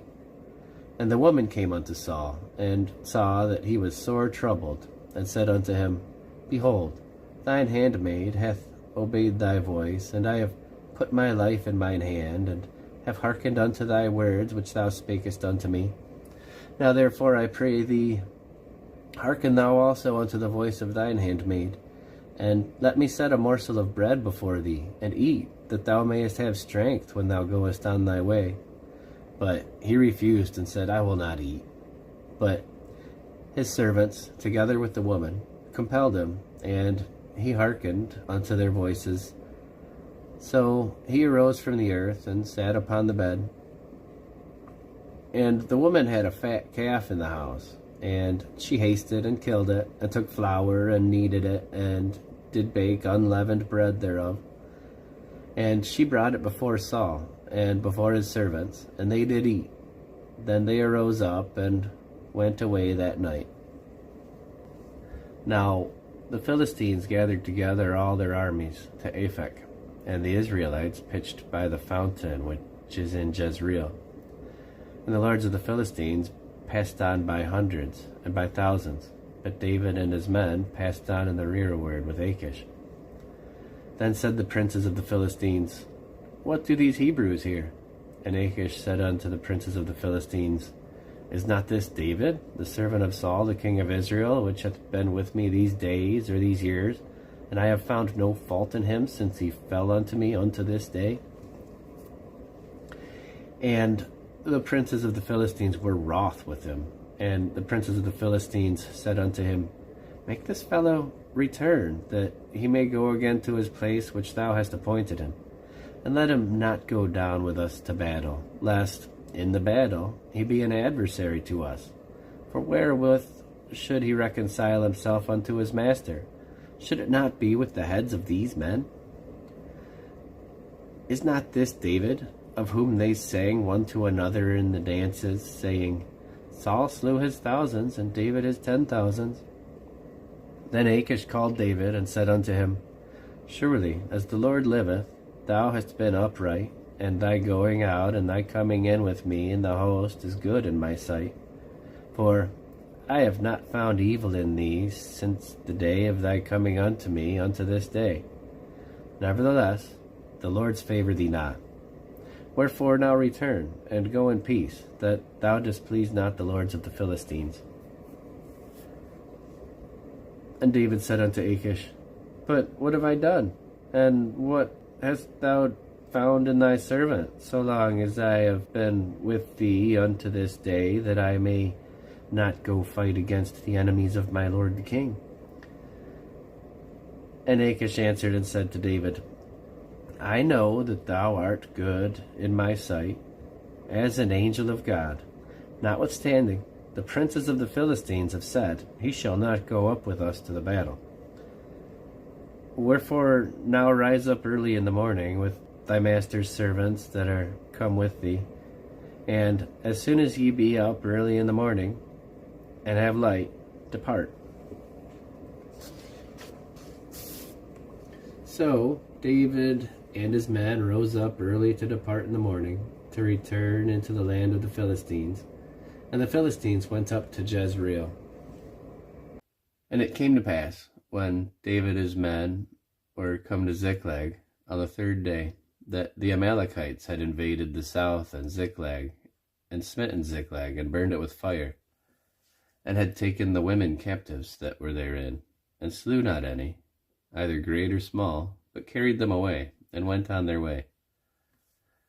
So David and his men came to the city, and behold, it was burned with fire, and their wives, and their sons, and their daughters were taken captives. Then David and the people that were with him lifted up their voice and wept, until they had no more power to weep. And David's 2 wives were taken captives, Ahinoam the Jezreelite, and Abigail the wife of Nabal the Carmelite. And David was greatly distressed, for the people spake of stoning him, because of all the soul of all the people was grieved, every man for his sons and for his daughters. But David encouraged himself in the Lord his God. And David said to Abiathar the priest, Ahimelech's son, I pray thee, bring me hither the ephod. And Abiathar brought thither the ephod to David. And David inquired of the Lord, saying, Shall I pursue after this troop? Shall I overtake them? And he answered him, Pursue, for thou shalt surely overtake them, and without fail recover all. So David went, he and the 600 men that were with him, and came to the brook Bezor, where those that were left behind stayed. But David pursued, he and 400 men, for 200 abode behind, which were so faint that they could not go over the brook Bezor. And they found an Egyptian in the field, and brought him to David, and gave him bread, and he did eat, and they made him drink water, and they gave him a piece of a cake of figs, and 2 clusters of raisins. And when he had eaten, his spirit came again to him, for he had eaten no bread, nor drunk no water, 3 days and 3 nights. And David said unto him, To whom belongest thou, and whence art thou? And he said, I am a young man of Egypt, servant to an Amalekite, and my master left me, because 3 days agone I fell sick. We made an invasion upon the south of the Kerethites, and upon the coast which belongeth to Judah, and upon the south of Caleb, and we burned Ziklag with fire. And David said to him, canst thou bring me down to this company? And he said, Swear unto me by God that thou wilt neither kill me nor deliver me into the hand of my master, and I will bring thee down to this company. And when he had brought him down, behold, they were spread abroad upon all the earth, eating and drinking and dancing because of all the great spoil that they had taken out of the land of the Philistines and out of the land of Judah. And David smote them from the twilight even unto the evening of the next day. And there escaped not a man of them, save 400 young men which rode upon camels and fled. And David recovered all that the Amalekites had carried away. And David rescued his 2 wives, and there was nothing lacking to them, neither small nor great, neither sons nor daughters, neither spoil nor anything that they had taken to them. David recovered all. And David took all the flocks and the herds which they drave before those other cattle, and said, This is David's spoil. And David came to the 200 men which were so faint that they could not follow David, whom they had made to abide at the brook Bezor. And they went forth to meet David, and to meet the people that were with him. And when David came near to the people, he saluted them. Then answered all the wicked men, and men of Belial, and those that went with David, and said, Because they went not with us, we will not give them aught of the spoil we have recovered, save to every man his wife and his children, that they may lead them away and depart. Then said David, Ye shall not do so, my brethren, with that which the Lord hath given us, who have preserved us, and delivered the company that came against us into our hand. For who will hearken unto you in this matter? But as his part is that goeth down to the battle, so shall his part be that tarrieth by the stuff. They shall part alike. And it was so from that day forward, that he made it a statute and an ordinance for Israel unto this day. And when David came to Ziklag, he sent of the spoil unto the elders of Judah, even unto his friends, saying, Behold, a present for you, of the spoil of the enemies of the Lord, to them which were in Bethel, and to them which were in South Ramoth, and to them which were in Jader, and to them which were in Aroer, and to them which were in Siphmoth, and to them which were in Eshtemoa, and to them which were in Rachal, and to them which were in the cities of the Jeharamelites, and to them which were in the cities of the Kenites, and to them which were in Hormah, and to them which were in Korashan, and to them which were in Athak, and to them which were in Hebron, and to all the places where David himself and his men were wont to haunt. Now the Philistines fought against Israel, and the men of Israel fled from before the Philistines, and fell down slain in Mount Gilboa. And the Philistines followed hard upon Saul and upon his sons, and the Philistines slew Jonathan and Abinadab and Melchishua, Saul's sons. And the battle went sore against Saul, and the archers hit him, and he was sore wounded of the archers. Then said Saul unto his armor-bearer, Draw thy sword, and thrust me through therewith, lest these uncircumcised come and thrust me through, and abuse me. But his armor-bearer would not, for he was sore afraid. Therefore Saul took a sword, and fell upon it. And when his armor-bearer saw that Saul was dead, he fell likewise upon his sword, and died with him. So Saul died, and his 3 sons, and his armor-bearer, and all his men, that same day together. And when the men of Israel that were on the other side of the valley, and that were on the other side Jordan, saw that the men of Israel fled, and that Saul and his sons were dead, they forsook their cities and fled, and the Philistines came and dwelt in them. And it came to pass on the morrow, when the Philistines came to strip the slain, that they found Saul and his 3 sons fallen in Mount Gilboa. And they cut off his head, and stripped off his armor, and sent into the land of the Philistines round about, to publish it in the house of their idols and among the people. And they put his armor in the house of Ashtaroth, and they fastened the body to the wall of Bethshan. And when the inhabitants of Jabesh Gilead heard of what the Philistines had done to Saul, all the valiant men arose and went all night, and took the body of Saul and the bodies of his sons from the wall of Bethshan, and came to Jabesh, and burnt them there. And they took their bones and buried them under a tree at Jabesh, and fasted 7 days.